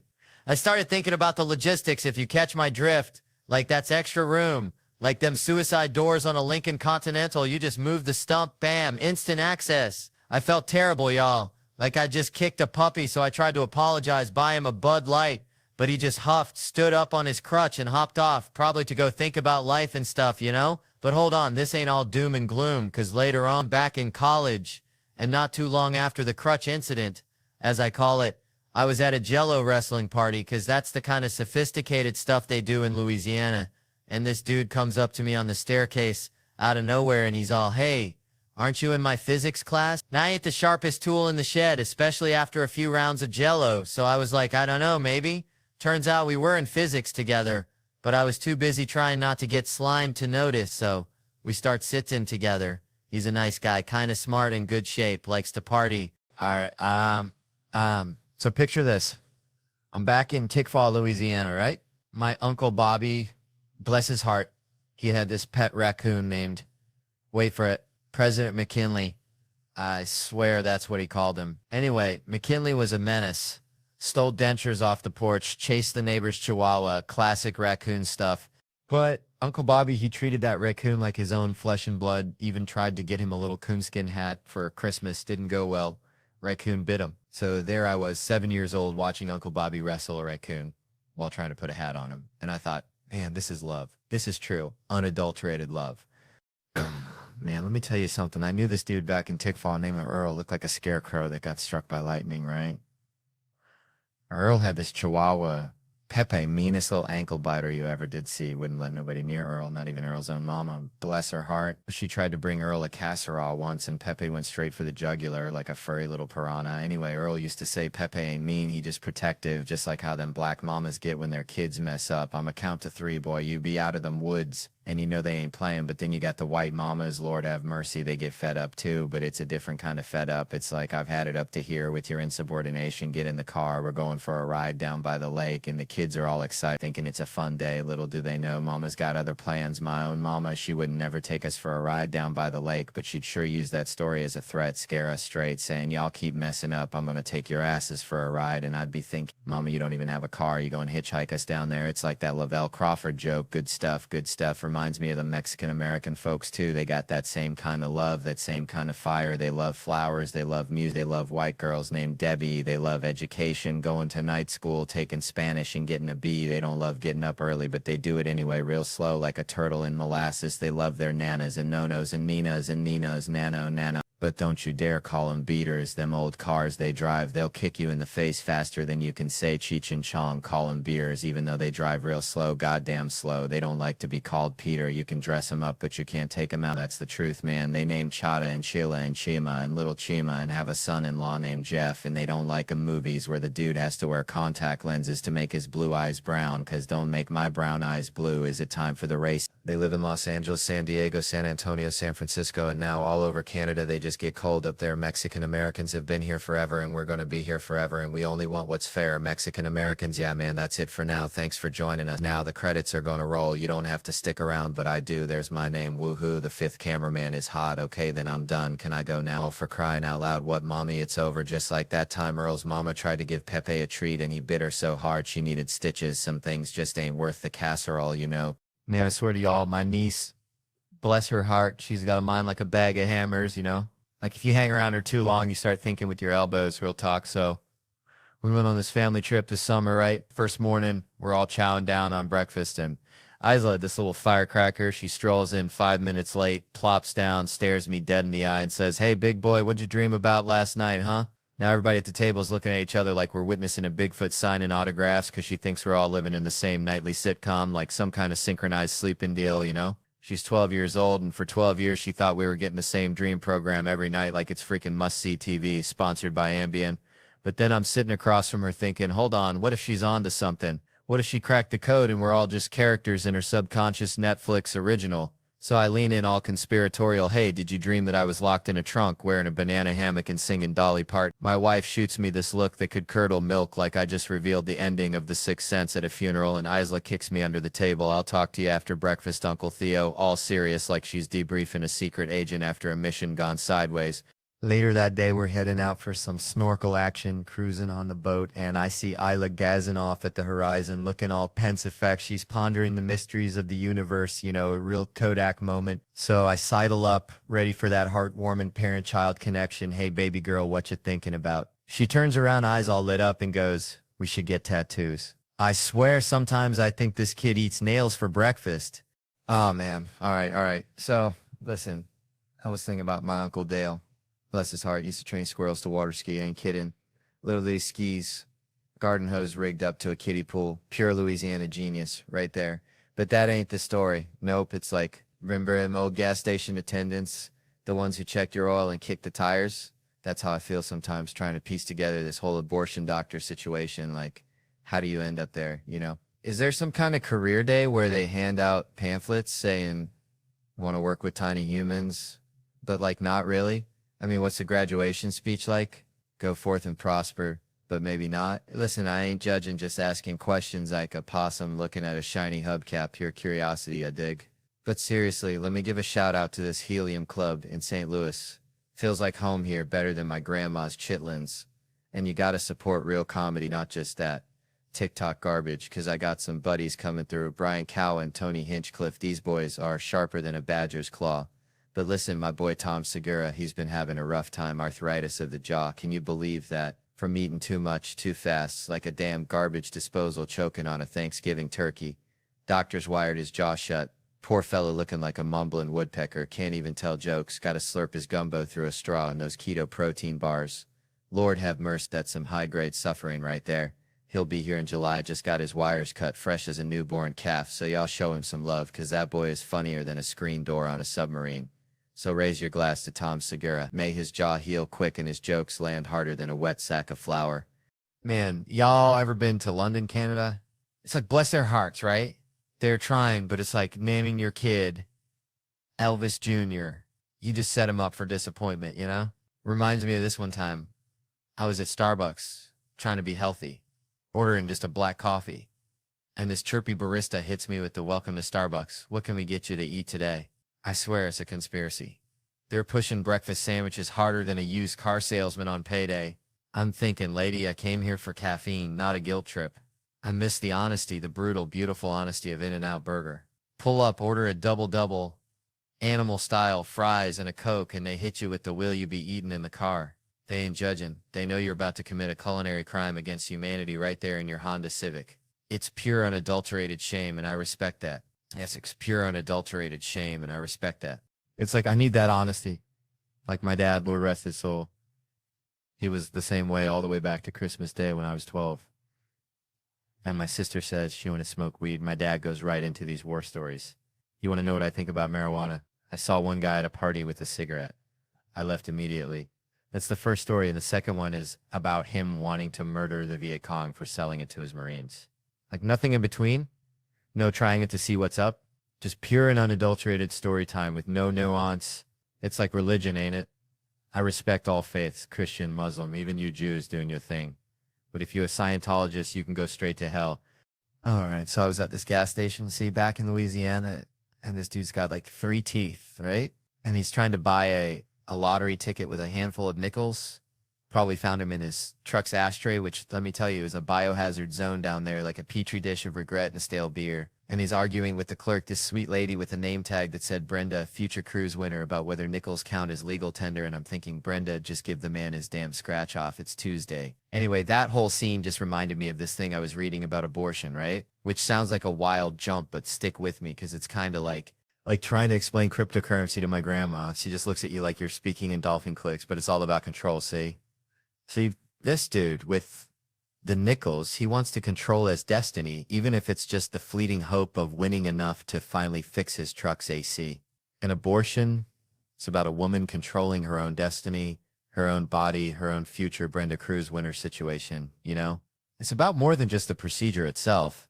It's about the whole damn swamp of politics and religion and opinions that get slathered on it, like crawfishy toofy on a gas station hot dog. You got folks screaming about life, which I get it, life's precious, but so is freedom and choice and not having to name your baby Bubba Jr. the third. It's like we're all just trying to navigate this crazy world with our handful of nickels, hoping to scratch off a little bit of happiness before Brenda gets to cash in on her cruise and leave us all behind to sweat it out in the parking lot. Wondering if we should have just bought that Slim Jim instead. And that, my friends, is why I think abortion is kind of like a gas station lottery ticket. You might not win, but at least you get to choose whether you want to play. Man, Montreal, y'all are all right. Reminds me of shrimping back in Tickfall, Louisiana, where the only thing louder than the mosquitoes was my Aunt Shirley and Aunt Uncle Dale for drinking all the RC Cola again, you know. That woman's voice could peel paint off a barn from 50 yards. That's the thing about women, ain't it? Up close, whispering sweet nothings could launch 1,000 ships, but try hearing them at a football game. Sounds like 2 squirrels fighting over a dropped pickle. Now that brings me to this whole first lady business. See, my grandma used to say, a chicken ain't got no business in the hen house if it ain't laying no eggs. And I'm thinking, these first ladies, bless their hearts, they ain't elected, they ain't paying the bills. So why they gotta be running their mouths like a hound dog chasing a mail truck? Like, if you hire a fella to fix your leaky faucet, and his wife, who ain't never held a wrench in her life, starts telling him to reroute the pipes through the attic, you gonna look at her sideways, right? Just 'cause you're married to the plumber don't make you a plumber. Now I'm hearing whispers about Hillary getting back in the game and scratching my head. How'd she become a senator anyway? Went straight from being the president's missus to sitting in Congress. Like she jumped the line at the crawfish boil. Should Tom Brady's wife be calling the plays for the Rams just 'cause she married a football player? Ain't no magic powers transferred through matrimony. This all started with Nancy Reagan, bless her soul, waving her bony finger and telling us to just say no, like we was all just waiting for permission to quit huffing paint thinner. Than Hillary with her health care plan. Michelle preaching on 60 Minutes, gotta give it to the Bushes though, they kept their women in line. Barbara was silent as a church mouse, and the other one, Paige or Bethany, something like that, I ain't even sure of her name, but Dub had her on lockdown tighter than Fort Knox, made sure she smiled and nodded when he told a joke. Now I'm hearing folks say a woman president's gonna change things, but I ain't buying it. The president makes, what, 400 grand a year? Try telling that to a Wall Street banker with $100 million bonus. Ain't gonna make a lick of difference if they got a dick or a clam, black or white. Nothing's gonna change till somebody gets froggy and starts going full Rambo on those gated communities, taking out the folks pulling the strings. Until then, it's just gonna be a different pair of tits telling us the same old song and dance. I'm staying at a hotel here. Love hotels, feel safe, you know, lobby full of folks like a human shield. If some axe murderer comes strolling, hear the scream. Got time to plan, barricade the door, turn on the shower, hide between the mattresses. Good old misdirection. Used to stay in motels, now there's a recipe for a heart attack. Sleeping 2 feet from a door leading straight to the parking lot. Any yahoo can kick it open, drag you out buck naked. Ain't nothing scarier than facing a chainsaw massacre in your underpants. You tell yourself you'll fight back, grab a lamp. But deep down, you know you'll just squeak like a chew toy and end up seeing nothing but carpet ceiling, looking back at your own pasty body anyway. This theater's alright. At least nobody said it's haunted. Every damn time you go to a theater, they gotta tell you about the ghost. Built-in 48 tribute to Rocket Richard. And we got a ghost named Michael. If you believe in ghosts past the age of 8, you're dumber than a box of rocks. What's the end game for a ghost anyway? On a basement forever, waiting to spook the boiler repairman? If I was a ghost, I'd fly straight to the CIA headquarters. Sit in on meetings, go to the Super Bowl, find out what they're really saying in the HUD, and spend an eternity trying to scare an accountant into solving my murder. I'd be looking for that damn RC Cola. That's where the real secrets are. All right. Settle down, folks. You're looking good tonight. Real good. Reminds me of my cousin Skeeter's prize-winning hog, Mabel, all dressed up for the county fair. Shiny, expectant eyes, just hoping for a blue ribbon. Speaking of ribbons, I was helping my grandma, bless her heart, tie up her tomato plants last summer, and she says, Theo, life's like a tomato plant. You gotta stake it, give it support, otherwise it'll just sprawl all over the place, getting all tangled up in the weeds. Now, Grandma's a smart woman, but sometimes she chefs in riddles like she's Yoda wearing a floral apron. They got me thinking about this Tom Brady fella. See, the GOAT, right? GOAT, they call him greatest of all time white guy, which, let me tell you, down in Louisiana, that's just a Tuesday. Now, listen. I grew up in Louisiana, right, where the only thing thicker than the humidity is the judgment at a potluck after church. And let me tell you, even I wouldn't trust myself to wrangle a herd of toddlers single-handedly. It's like trying to herd cats with a fishing pole dipped in molasses. I ain't got that kind of saintly patience those women got, Lord. They can discipline a kid, then go back to their book club like nothing happened, smiling sweeter than a sugared pecan. I'd be hotter than a hound dog chasing a rabbit in July. See, I try to be nice, I really do. Start off all gentle. Hey, now don't touch that sugar. Then 5 seconds later, I'm morphing into a Cajun drill sergeant, yelling, get over here, you little heathen. Put the thing down. I said nah. It's like my blood pressure's tied directly to their level of chaos, and their chaos is usually at 100. It's my son, bless his heart, when he throws a tantrum. It ain't like a normal kid crying. He does this weird guttural moan, like a possum 7 in existential crisis. It's the dumbest thing I ever seen. But it also kind of scares me, I ain't gonna lie. One time I thumped him, just a little one, to knock him off balance. He didn't know what to do, like a squirrel trying to ice skate. But my daughter, she's a whole different breed. That girl's got me wrapped around her little finger tighter than a tick on a coonhound. I spoil her rotten. I admit it. That's what daddies do, right? But the crazy thing is, she knows she can play me. She's like a miniature Machiavelli in a tutu scheming against me and her mama. Man, tell you something, I'm dating this gal, right? Think we're serious? She ain't shaving her legs no more like Sasquatch down there. She bought herself one of them buzzing gizmos. Meanwhile, I got an Xbox, so, we spend less time together. I'm slinging digital sweat in NBA 2K. She's exploring the Mariana Trench solo, but bottom line, we're both thinking about LeBron, which is weird, right? Women, man, there's something else, faking the big O like it's nothing, but can't fake being happy at Thanksgiving dinner with the in-laws. Come on, smile for grandma. Every time we get busy, she's all, you made me come, like I'm freaking David Copperfield or something. And I'm like, well, I was mostly just laying there, but all right, I'll take the credit. It's like I go to the barber shop, tell him, just hold the clipper still, rub him on my head like a love-starved Siamese, and then act surprised when I walk out looking like Brad Pitt. And this ain't no fling. I'm on the road. Gotta be faithful, folks. Ask Theo how you do it. All them temptations. My secret? Ain't a single woman ever even looked at me sideways. That's how I stay faithful. It's a daily struggle. a constant battle against nothing. I'm on a plane, hot tamale walks my way, and I'm praying. Please, Lord, let her sit next to anyone but me. She does. Silence for 3 hours, and I'm feeling like Gandhi by the time we land. Like I just won a Nobel Peace Prize for being utterly ignored. Used to hit up strip clubs, you know. Now I'm on a quest. Want to be a mentor, a good influence. Tried to join Big Brothers. They wouldn't let me near a kid. Messed up the interview real good. They ask, what's a bad example of a big brother? And my dumbass says, child molester. Lady looks like I just kicked her puppy. She meant impatient. And I thought we were playing for keeps. They ask what I bring to the table. I say patience, which is the opposite of pedophilia, folks. The willingness to wait. That's a joke. Dark as my Uncle Earl's moonshine, but structurally sound. Worth a chuckle. Gotta laugh at the messed up stuff. Keeps you from going completely bonkers. This past few weeks, news been wild. Remember that little feller got chomped by a gator at Disney World? Seemed like the highlight of the year, didn't it? ISIS even tried to claim responsibility. That's when you know things are truly sideways. Alligators working for the bad guys, Lord have mercy. Speaking of scary, Delta Airlines, I despise them. Except for them Biscoff cookies. Them are good, damn good, dunk 'em in coffee. Eat 'em plain, versatile little biscuits. Reminds me of biscotti, all pretentious, like Chips Ahoy. Went to Europe for a summer Delta, though. They stole 20,000 miles from me. Hard-earned miles from flying coach and catching the herp from the armrest. I call, lady on the phone says, we don't do complaints no more. You got to email and it'll take 6 months, 6 months. She might as well spit in my face. Then she adds, also, your mama's a... Well, she didn't say that exactly, but that's how her words made me feel. See, that's therapy. You can say whatever you want as long as it's how you feel. I tell my girl, I ain't calling you crazy, honey. I'm just saying, based on your actions, you'd fit right in at the funny farm. It's insensitive if you disregard my feelings. That's what I'm saying. Get transferred to another lady at Delta. Worse than the first says my miles are from 2010. They didn't start keeping track till 2011. Sorry, with an AZ at the end. The most insincere of all apologies.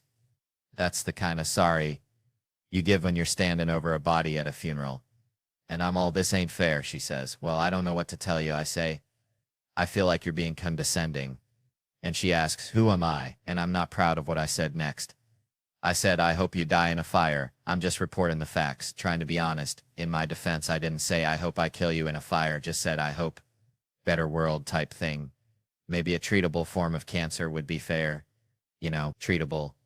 I ain't a monster. She shows up to the hospital. They say, your insurance ran out in 2010, so sorry. And I'm like, well, karma's a Biscoff cookie, ain't it? All right, folks. Let me tell you something. Growing up in Possum Trot, Tennessee, population smaller than a Walmart on a Tuesday night. We didn't have no fancy math groups. No Blue Angels flying high. We just had smart kids and the rest of y'all. And I was definitely hanging out with the rest of y'all. Probably eating a moon pie and trying to figure out why the sky was blue, which, you know, is a deeper question than any algebra equation. I swear it makes you think about stuff like how we're all just dust particles floating in the cosmos, kind of like those folks on Law & Order, always finding dead bodies in New York, which I gotta say I love that show, especially the one where the dude is unloading crates while the detectives are asking him about a triple homicide. Like, sir, your neighbor's been murdered and his cats are missing.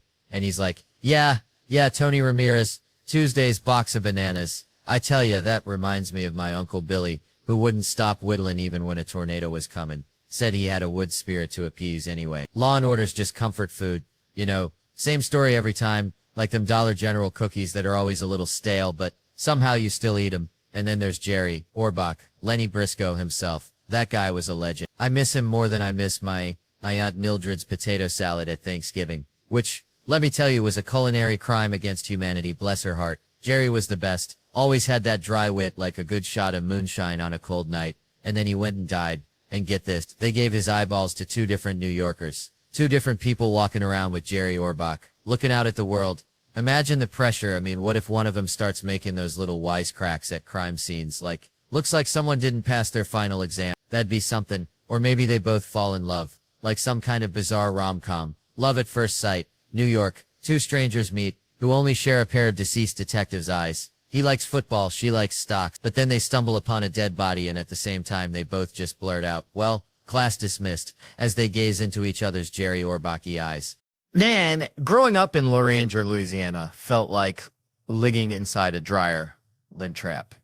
You know, just constant spinning, static, and the occasional lost sock of sanity.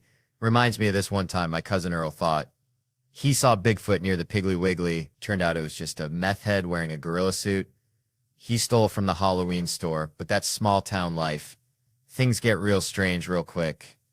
It's like Earl would have been a perfect witness on that show on A&E where they chase down killers in the first 2 days after a murder, because after that, apparently, the case gets colder than my ex-wife's heart. They're like, it's old news now, which is wild, because you'd think solving a murder would be a little more important than figuring out what's on the dollar menu. I'm fascinated by how many folks see a murder happen. Like, I always pictured murders happening in the shadows, behind a dumpster, but these people are front row seats. Like, yeah, I saw the whole thing. He was about 5'2" to 6'8", something like that. And the cops are like, that's the best you got? And they're like, he had ears too. And they still draw a sketch, and it looks like a Picasso painting gone wrong. Then they show it around, and nobody knows who it is. Until some dude is like, yeah, that's Cricket. Been knowing Cricket for 27 years. And the cops are like, what's his real name? And the guy is all, just Cricket, like he was birthed with that name. I swear, it's always some dude in a wife beater, dirty hat, cigarette, hanging out his mouth.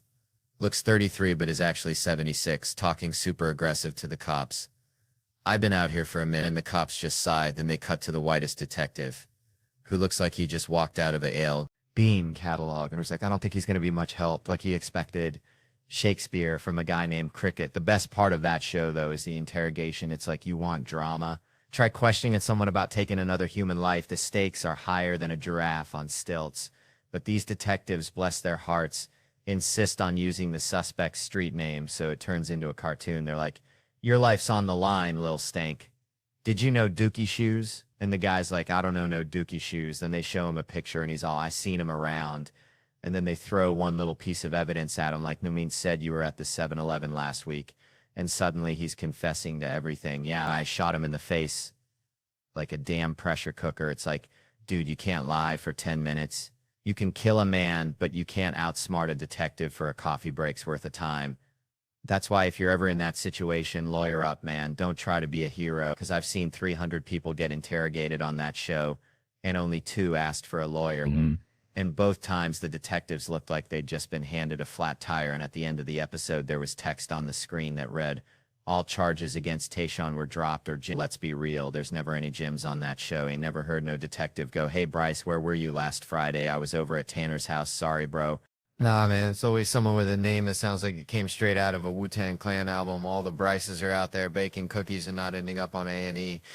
So, growing up in Louisiana, right, we had this neighbor, Mr. Thibodeau, who collected bottle caps, like, obsessively. He had him glued to his car, his house, even his dentures, I swear.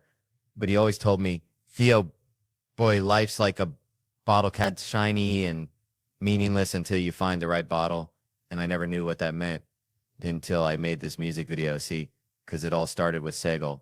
Yeah, that's Steven Segal, my sensei, the Aikido master, who's now like a Russian ambassador of Beef Bake or something. I wanted to honor him, even though the man looks like he's starring in a vodka commercial, you know? So we're there on set dancing for like 4.5 hours straight for an 80-second video.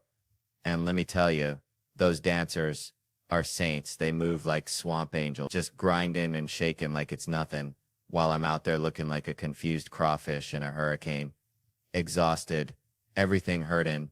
But Segal would be proud. I know he would. Plus, we needed Bert Kreischer, my buddy, to play a bigger version of himself, which is kind of redundant, like ordering a double cheeseburger with extra cheese. But we needed his face. See, so we tricked him, told him we were filming promos for our podcast, Two Bears, One Cave, and he just sat there making faces like a chimpanzee trying to understand algebra, and they weren't even recording the sound. Just the video, pure genius. He's like a golden retriever, just happy to be involved, until he figured it out on the podcast. Pure gold. That moment was better than finding a 20 in your winter coat. But then came the fun part, killing Bert. And that wasn't even my idea. That was Rami, my director. He's like the Tarantino of comedy videos. He's like, why don't you stab him? And I'm all in. Then it escalated. Stab, handgun, shotgun, machine gun. I'm feeling like I'm in a Rambo movie directed by Mr. Rogers. And I swear, I'm not a violent person. I just love a good visual gag. You know, afterward, Everyone was asking, Theo, how much did this cost? Like I'm freaking Elon Musk with a crawfish accent. But Rami hooked me up friend rates. He's a real one. So it wasn't six-figure, but it was more than Bert's therapy bill. I'll tell you that much. And to Bert, I gotta say I love you, man. It was fun, but let's be real, I can run faster, jump higher, I'm stronger, like a genetically modified otter. So, next time bring your A game. Or maybe just bring some bottle caps, Mr. So Thibodeau would be proud. He'd probably glue him to a coffin or something. All right, so check this out. I was back home in Hartsville, South Carolina, where the fireflies are brighter than your future and the church is the main form of entertainment. And my buddy Billy Bob, now Billy Bob, bless his heart, he believed he was a direct descendant of Davy Crockett. Only instead of a coonskin cap, he wore a fedora he found at the Piggly Wiggly Lost and Found, and instead of fighting bears, he wrestled raccoons in his backyard, kept them as pets, named him after country singers, had a whole dang family of Whalens and Tammys living under his porch. Anyway, Billy Bob, he gets it in his head that he's going to start a kissing booth at the county fair, charges a nickel a smooch, says he's got lips touched by the angels, but the only angel touching those lips was probably Aunt Shirley after one too many communion wines. Point is, nobody's paying Billy Bob to kiss him, not even the hogs, which brings me to this Halle Berry thing. See, I got Halle Berry, Academy Award winning Halle Berry on my movie, right?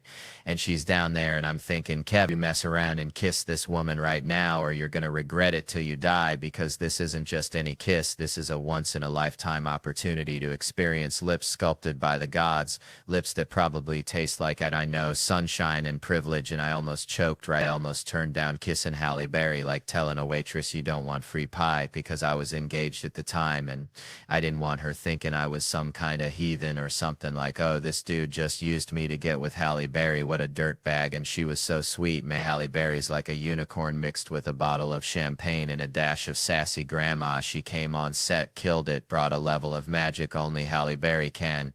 And I'm there the whole time thinking it was a big deal that she was in my film, and then I realized it was a big deal for her to be in the film because it's Halle Berry doing a version of Halle Berry no one's ever seen, which is the real treasure. But I'm still kicking myself now. Should have just gone for it. Should have risked it all for a taste of those legendary lips. I mean, let's be real. I was sporting lumber the entire time. Felt like I had a dang flagpole down there. I mean, I don't know how to explain it to you. So we got it edited out. Thank God for post-production. But lesson learned, always kiss Halle Berry if given the opportunity, because life is too short to play it safe. And who knows, maybe those lips actually do smell like roses and cinnamon. A real heartbreaker. Anyway, the whole point of the movie is my dog, but now you all are being racist, which isn't good, which you can see in Kevin Hart, What Now, only in theaters. All right. Settle down now, you beautiful bunch of weirdos. Let me tell you something. Growing up in Louisiana, we had this neighbor, Mr. Thibodeau. God rest his soul. Looked like a thumb with eyebrows, I swear. This man, he only ate mayonnaise sandwiches every single day. Mayonnaise. Just mayonnaise. I asked him once, Mr. Thibodeau, why are you living like this? You're a human being, not a condiment factory. He just smiled, this little thumb man, and said, Theo, boy, you got to simplify. Life's complicated enough. Don't be adding no jelly to the equation. And that stuck with me like kudzu on a rusted out Ford pickup, Simplify. Which brings me to, well, everything really. See, people are out here complexifying everything. Take data privacy, for instance. Seems simple, right? Keep your stuff safe. Don't let the lizard people in Silicon Valley sell your grocery list to the Russians. But no, it's all algorithms and encryption and GDPR. Sounds like a disease you get from kissing a swamp creature. It's like they took Mr.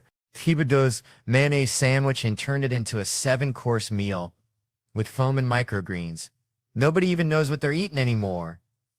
So we got these companies, it's collecting all this information. Every time you like a cat video, every time you Google how to remove a tick, they're tracking it, building a profile. It's like they're trying to build a perfect replica of your brain, but with more ads for foot fungus cream. And they say, oh, it's for a better user experience. Sure it is, just like when your grandma says she's pinching your cheeks because she loves you, but, she's just checking to see if you got enough meat on your bones. And then there's the government. They want to get in on the action, too, keeping us safe from terrorists, ninjas, the Amish mafia. Who knows? But the point is, everybody wants your data, and nobody's asking if you even want to share it. That's like showing up at a potluck with only a Tupperware full of your dirty laundry. Nobody asked for that, Brenda. So what do? Do we just throw our hands up and say, fine, take my soul? Amazon. So I'm already wearing your underwear anyway. No, that ain't the Cajun way. We gotta be like that gator in the bayou, looking all slow and sleepy, but ready to snap your hand off if you get too close. We gotta demand transparency, know what they're collecting, how they're using it, and have the right to say, hold up, partner, that's my brain you're messing with. And it ain't got nothing you need unless you're looking for directions to the nearest crawfish boil. 'Cause at the end of the day, your data is your data, just like your mayonnaise sandwich is your mayonnaise sandwich. Unless Mr. Thibodeau comes along and asks for a bite, then you just got to share because he might be a thumb with eyebrows, but he's still your neighbor, and that's just how we do these in Louisiana. Man, let me tell you something. Back in Louisiana, we used to have possum nights instead of game nights because ain't nothing brings out the worst in folks like trying to trap a critter that's already halfway to Narnia. But now I got to let my friends invade my house monthly for game night. And I swear it's like watching a bunch of toddlers wrestle a greased pig, especially when Monopoly's involved. We don't even play it right. It's like we're negotiating treaties for outer space. Like, look, Chad, you can bypass Boardwalk twice, but you got to pay that damn late fee. I got a Blockbuster back in '04 deal. And the women, bless their hearts, they hit that wine and suddenly their brains evacuate the premises faster than a Baptist church on Halloween. They got two settings, stone cold sober and I think I just saw Elvis. There's no in between, no simmering. They just leapfrog over sanity. Straight into did I just try to pay my taxes with Monopoly money? Then last time my wife, bless her tipsy soul, lands on my property and I'm hitting her with the DJ scratching noises. You gotta pay that rent, baby, cha-ching, and she's slurring like a swamp donkey trying to recite Shakespeare. How much do I owe you, babe? Looks down, she's broke as a joke, so I snatch her piece, yeet it across the room like a crawfish at a Mardi Gras parade, and she starts getting all emotional. All you care about is winning. I'm thinking, dang, this escalated faster than a squirrel up a pecan tree, and I blurt out, well, all I care about is coming sometime. And then Harry and Wayne chime in with their own marital woes, like there's some kind of support group for Monopoly-induced existential crises. I swear next time I'm bringing the possums. Man, last night was something, felt like I was wrestling a greased-up pig in a mud pit of tequila and regret, you know? But now got to trade the party hat for the daddy diaper bag because my whole damn family's got the tummy rumbles worse than a biker gang convention after a chili cook-off. And I gotta be dad, which let me tell you is like asking a squirrel to pilot a spaceship. Ain't nobody ready for that kind of chaos. I'm the kind of dad who'd fart in a McDonald's cup, slap my hand over it like I caught a damn firefly, and then walk it over to my daughters all serious like saying, girls, you ain't gonna believe this, but I just captured a few.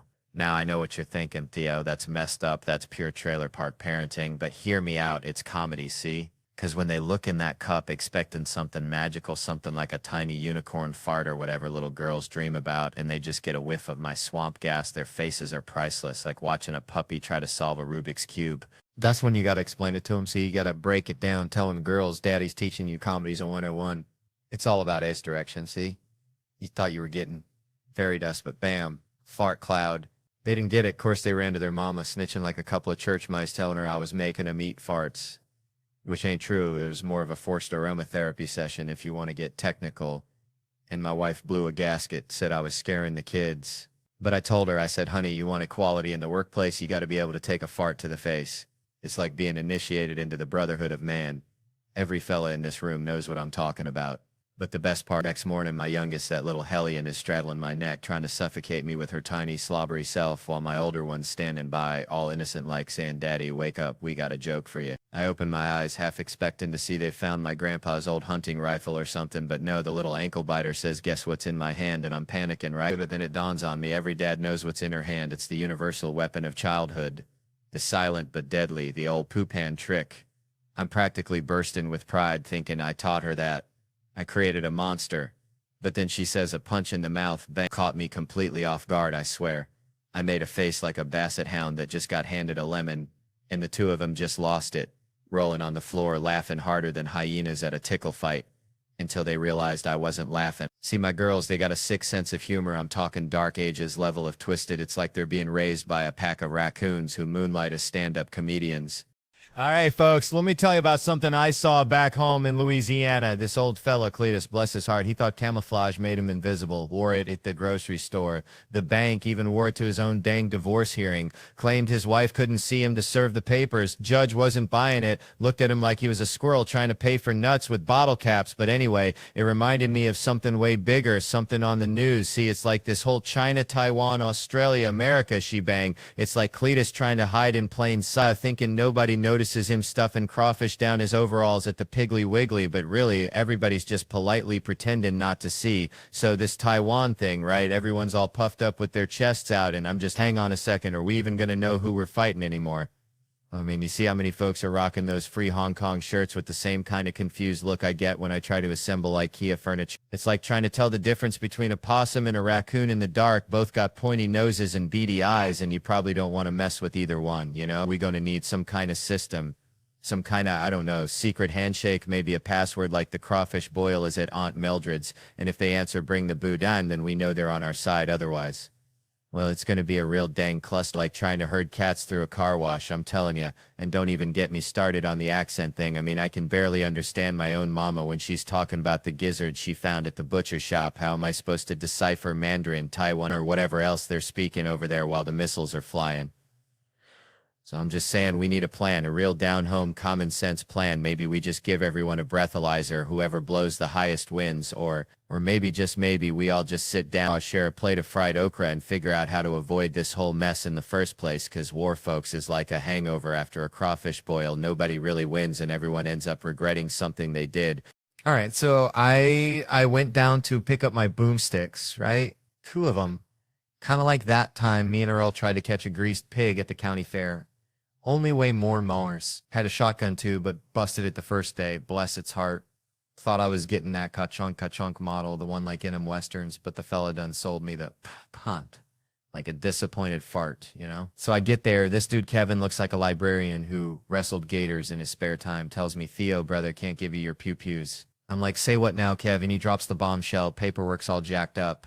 Bills in your wife's name. Trucks in the company's name. You're a ghost, son. Now, I started cackling like a hyena at a Tupperware party because all I could think was, damn, the system actually works. Felt safer knowing I couldn't get my hands on those things than if he just handed them over like candy corn at Halloween. Told him straight up, Kevin, this is beautiful, like seeing a squirrel water ski, but he just stared at me dead serious and said, oh, you're getting your damn guns. Suddenly felt like I was eating grits with a fork. Something just ain't right. Turns out Kevin, bless his heart, had a workaround. Called up my lovely bride. Told her to print out a blank lease. Write that I was renting a broom closet from her. Fax it over. And bam. Problem solved. She about died laughing, said the place was booked solid with her imaginary yoga instructors. But she sent it anyway. Gotta love that woman. Got my guns. Love 'em like a stray dog. Loves a belly rub. See a gun in a movie.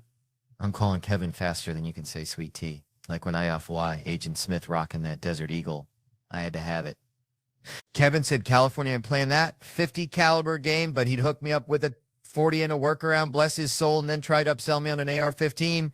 Now, I ain't saying I'm irresponsible, but I did lose my Glock in the shower for 9 days. Felt like I'd lost a tooth or something. My wife, bless her heart, heard AR-15 and came storming in like a honey badger on bath salts yelling, is that sumbitch trying to sell you another one of them? Killing machines. I told Kevin I ain't gonna be part of the problem. I'm gonna be the dang solution. No more lost guns, no more scared kids, just my Desert Eagle and a shotgun. She says that's the man I married, like I just cured cancer or something. Kevin asks if he's on speaker and then proceeds to tell me, in the event of an apocalypse, an AR-15 is the only way to protect my family. Like, Civ 6 are gonna give a dang about my southern charm. I couldn't help myself, I swear. I asked if he could get one with a bump stock. My wife promptly canceled my lease faster than a catfish can swallow a cricket. Guess I'll be sleeping in the doghouse with old Blue tonight. Okay, so growing up in Slaughter, Louisiana, we had this neighbor, bless his heart, named Cletus. Cletus thought he was pregnant one time. Swear to God. Said he had morning sickness and everything, probably just ate too many crawfish. You know how we do. which got me thinking about this whole lake situation people be getting themselves into. Like, you ever had fake sex? I mean, you might think you're tearing it up on your side of the bed, but sometimes it's just a phantom limb situation. Know what I'm saying? Reminds me of this dude I saw at the gas station. All bedazzled skull looking like Jumanji threw up on him, and I'm thinking, what kind of thug invests in rhinestones? He probably spent more on those little ass diamonds than my whole damn truck. And that's saying something, 'cause my truck ain't pretty. It's like a rusty mullet on wheels. And speaking of things that ain't pretty, these fellas wearing suits look like they raided the Deacon's Closet, rocking those women's skinny jeans, thinking they're all that, but really they just look like a sausage trying to escape its casing. And I'm just saying, some people got too many teeth in their mouth, like a crocodile got hold of their chompers and just kept adding extras, you know? Which brings me to celebrities. Saw Lil Xan the other day, face tattoos and all, looking like a coloring book exploded. And I just want to yell at these kids, stop writing on your face. You ain't gonna get a job looking like a rejected Picasso painting. Then you got Shaq, bless his heart, 4-time MVP, Hall of Famer, but still hanging around Home Depot helping folks load lumber. Like he ain't got nothing better to do, which I guess he don't.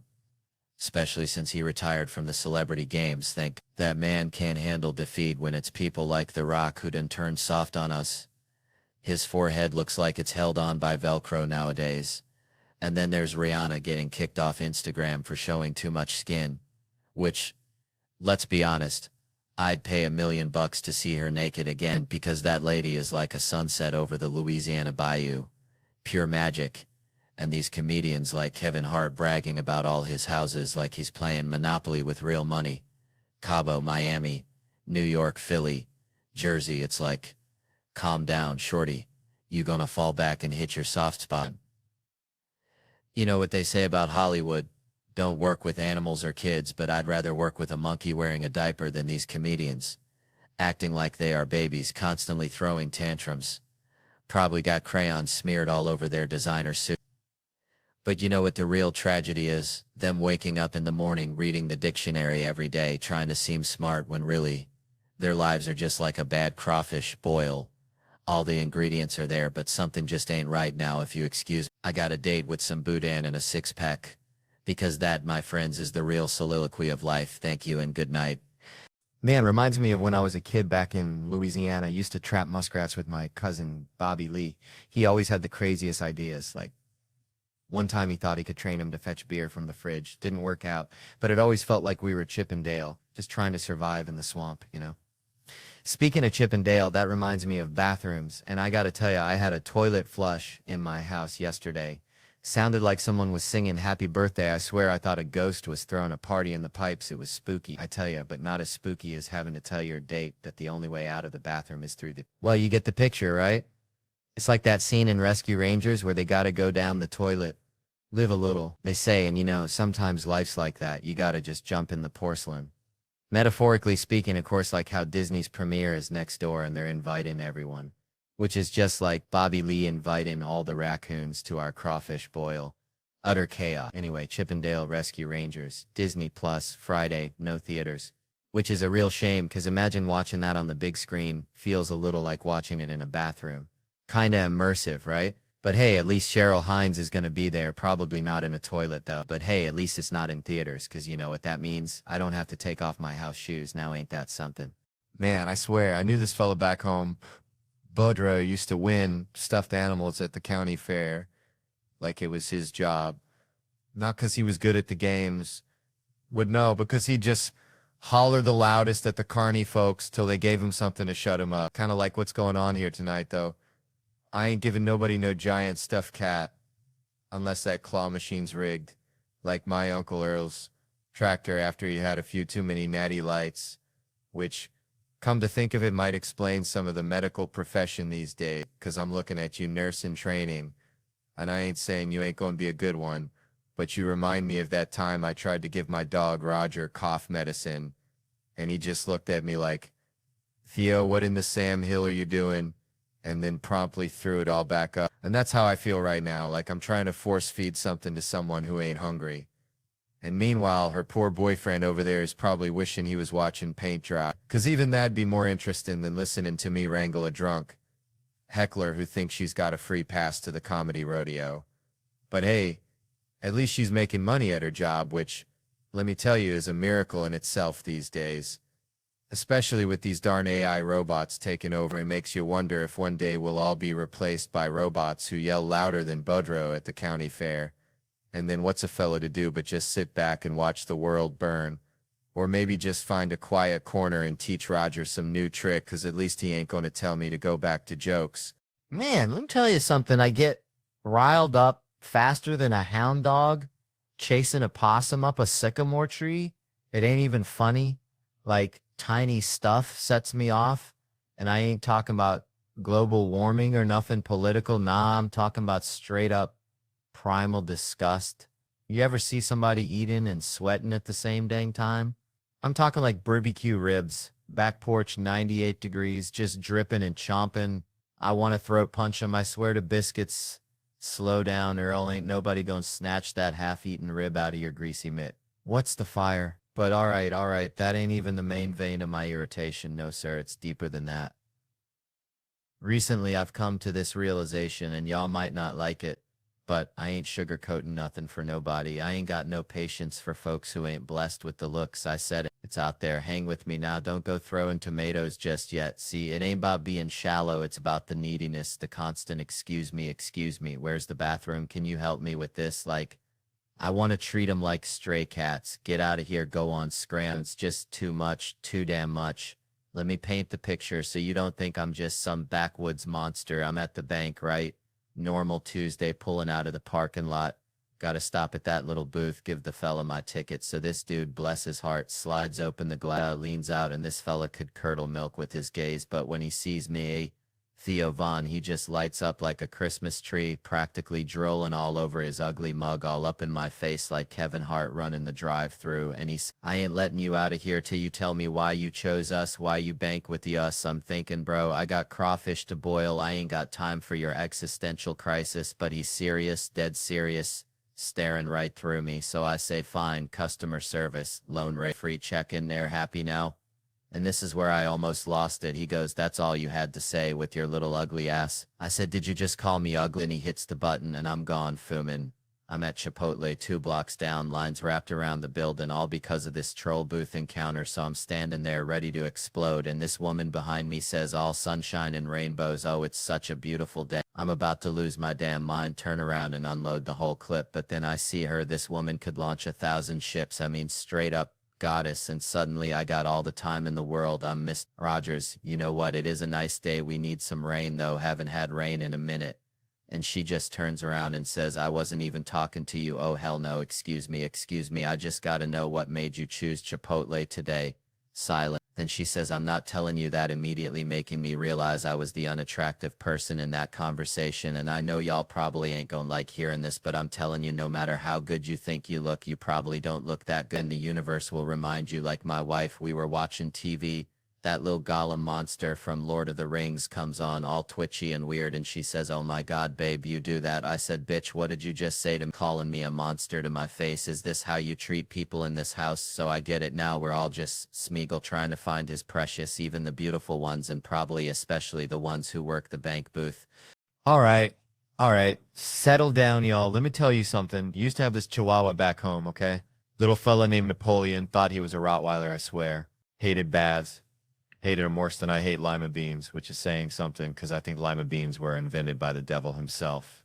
Anyways, reminded me of Kevin, because remember when Kevin wasn't famous? Shoot. He'd show up smelling like a gym sock and a dreamsicle, you know? At least twice a week he would shower back then. Now it's all cologne, like he's trying to fumigate a whole damn city block or something. Got that cloud around him like Pigpen from Peanuts. They call it something else back in Louisiana, but I ain't saying it. But you know what, though? All this money and fame hasn't really changed the dude much. Truth be told. Still the same old Kevin, same piece of work, always been a little rascal, like a squirrel hiding nuts in your couch cushions, ain't paying nobody on time. Like my Uncle Cletus after a weekend at the casino, always promising, never delivering. That's why they doing the intervention, need money. And people think I'm just laying around my pool all day, sipping sweet tea and getting a tan, like I'm living the life of Riley. I'm grinding, man. I'm hustling. Got to go to radio stations, TV stations. Sometimes I got to get on the phone and cuss someone out. And it's costing me, man. I pay way too many people. I'm about to cut this whole damn thing off and build a bunker. But then, they reel you back in, tell you they need you. Like Aramora needs a shark. So here's a question, though, and this is a real one. Who's the funniest out of this crew besides yours truly, of course? I'd say you're funny, man, because you seem smart, and smarter folks are funny in my book. It's about time someone give me a little credit. Praise the Lord, truth finally comes out. But him. Yeah. Dude's quiet. Got to watch out for the quiet ones. They're like a possum playing dead. You never know when they're going to strike. Nah, man, I'm the creepiest, always have been. Anyway, Comedy Central, Netflix, you know the deal. Gotta plug the stuff. Y'all been a good crowd, evened out the balance of my show, met my black people quota for the year. But remember Kevin and the other black guys? We bleed it. Anyway, you can see us on tour at Kevin Hart Nation. You. Joey, what's up, man? And hey, since we're at the end of this thing, I'm going to go walk up this staircase on my set that I've never walked up before. Hit that subscribe button for more of this nonsense, y'all. And remember, always check behind you. You never know what kind of craziness is lurking around the corner. It's probably a chihuahua named Napoleon or Kevin Hart or something equally terrifying. All right. Check this out. Grew up in the sticks, right? Had this buddy, Cletus, bless his heart, thought mayonnaise was a musical instrument. Swear to God. Anyway, saw this lady the other day bragging about having 4 Rugrats, saying she ain't changed a bit. And I'm thinking, honey, you're a walking red flag, a full-blown circus of instability. That's what you are. It ain't got to be nothing drastic like trading your minivan for a monster truck, but a fella's got to take stock, you know? Me, I'm proud of what I kicked to the curb, arguing. Used to bicker with everyone from my grandma to the darn squirrels in the backyard, but now, nah. Someone starts throwing verbal haymakers, I just flip them the bird. Figuratively, mostly. They're like, Theo, I disagree. And I'm all, yep, you're right. I'm on your side now. Their heads spin like a dog chasing its tail. All right, folks, let me tell you something. Reminds me of my cousin Billy Bob, bless his heart, used to catch catfish with his bare hands down at the bayou, slick as a Ollicott's promise. And one time he reels in this monster, this flathead looking like it swallowed a bowling ball. And Billy Bob, he just stares at it, eyes wide as saucers, and says, why ain't you just something? Which is exactly what I thought when I saw this study, right? About how social media, that dang thing, is making us lonely like a hound dog on a chain, you know? They say folks compare themselves to these Instagram models, these perfectly filtered lives, thinking everyone's living in a damn magazine, which is bullcrap. Because I'm pretty sure half of them are using so much Photoshop they look like aliens trying to pass as humans at a Walmart convention. And it's making them feel bad like they ain't good enough, which is a dang shame, because everyone's got something special, like my Aunt Mildred's potato salad. Looks like roadkill but tastes like heaven, so they're feeling left out, disconnected, like a landline in a cell phone world, and spending all their time online, looking for likes, instead of actually talking to folks face to face. Real human connection, like a hug from your grandma after a long day of shoveling manure. And it's a vicious cycle, a hamster wheel of sadness, where you just keep running and running but never get anywhere, never find true happiness, which, let's be honest, is probably just a warm plate of cornbread and a good dog anyway. So what I'm saying is, put down your phone, folks, go outside, talk to a neighbor, pet a stray cat, maybe even learn to catch catfish with your bare hand, 'cause life's too short to spend it chasing digital ghosts. And besides, that catfish might just teach you a thing or two about resilience, or at least give you a good story to tell next time you're standing in line at the Piggly Wiggly, trying not to compare your groceries to Miss Henderson's organic kale, which, let's face it, ain't never gonna happen, 'cause I am a simple man, and I like my Mountain Dew. Just don't be like my Uncle Dale, who thought the internet was a series of tubes, God rest his soul. Man, growing up in Tickfall, Louisiana, we only saw All Blacks on TV, like when Jason Momoa shows up at my gym, right? And he's all, Theo, you look different on TV, like a fat piece of, well, but then we hung out for 12 hours, most genuine dude ever, way more authentic than my own podcast partner, Brett. Like, I swear, Jason and I, we're practically blood brothers now, Anyway, never thought I'd do stand-up in South America, figured I'd be wrestling gators till I croaked, but Buenos Aires, Argentina blew my mind, ate like a king the steak, oh, Lord have mercy. Then Chile was amazing. Lima, Peru, saw some family, good folks. In Mexico City, spicy tacos and sweet people. Flew home, catnapped, then bam. 40-day European tour. That's like being shot out of a cannon made of schnitzel. Madrid, Barcelona, Copenhagen, Paris, London, Birmingham, Glasgow. Felt like I was on a dang space shuttle made of baguettes and bangers and ended up in Iceland, ice fire comedy like a Viking funeral for my voice box, you know? And Tom working for Tom is like finding a four-leaf clover in a field of cow pies. I tell you, the man gets it. Treat your people right, they'll work their tails off. He's got a nose for good folks, surrounds himself with them, trusts them, creates this whole environment where nobody wants to let him down, you know, like a mama bird nudging her chicks. Meeting Tom 14 years ago changed my life more than grits, changed my arteries. He's unconditionally supportive. Best year of my life. Love you, Tom. Feels like he took a chance on me, like finding a 20-in-your-old jeans, and I can't imagine touring with anyone else. Speaking of, there's Mike Cronin, opens for Tom 4 times this year, probably doesn't remember me, always staring at his phone, but he's proud of Tom, thinks he's a good person, asks for more money. Classic Mike. And then there's Sam, driving for Tom, been thinking long and hard, says he can't say anything good about the man. Reminds me of my Uncle Earl after too much moonshine, says he's mean. Even when he's nice, he's mean, says they work 7 days a week. No time off, hasn't seen his family in 4 years. Then he blows his nose real loud. Gotta do it again. For a then serious face, says Tom's a good guy, pleasure to work for, easygoing. But here's the kicker, folks. Sam says Tom isn't funny, which is like saying a dog can't bark. And you know what? Maybe that's the secret. Surround yourself with funny folks and let them shine like fireflies in a mason jar, and maybe, just maybe, you'll get to eat steak in Argentina and laugh your way to Iceland, because life, like a good joke, is all about the setup and the punchline, and sometimes the punchline is just realizing you're surrounded by good people, even if one of them blows his nose really loud. Shoot, let me tell y'all something. This private school my youngins go to, it's got me feeling like a scarecrow in a cornfield of egos. Standing there thinking, dang, do they even know I used to sell out comedy shows faster than sweet tea at a Klan rally? I ain't bragging, I'm just being honest. Like that time I found a 2-headed squirrel in my backyard. Weird, but true. Anyway, I'm as humble as a hound dog in a mud puddle, but even a blind squirrel finds a nut sometimes. And these folks gotta act like I'm just another John Deere tractor in the parking lot. So picture this, I'm dropping off little Kevin Jr., and the teachers swarm my Escalade like flies on a honey wagon, right? Mrs. Henderson, bless her heart, comes tapping on the window, all smiles like a possum eating a persimmon. Mr. Hart, she chirps, the annual school fair is coming up, and we were hoping you'd consider being our greeter. Now I waited, I gave her the old "are you smoking, cracking your tea" stare, but she just blinked back like a newborn calf. Greeter? Me? Kevin sold out stadiums? Hart? I ain't hating on greeters, mind you.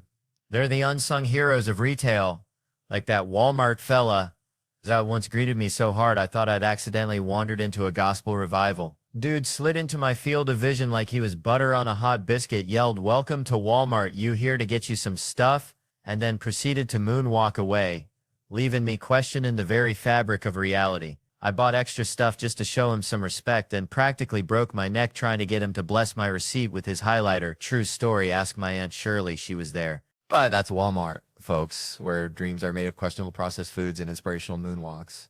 This is a fancy pants private school, the kind where they serve organic kale smoothies at the Bake Bafe. I was selling out arenas plastered on billboards bigger than my Uncle Ray's double wide, and they want me to say howdy, folks, next to a petting zoo. No, sir. They got Alfonso Ribeiro's kids there. Let Carlton do his little dance at the entrance. Terry Crews is jacked. Give him a megaphone and let him flex his way into intoning people. Or Pep straight up yell, "Welcome to the fun fair."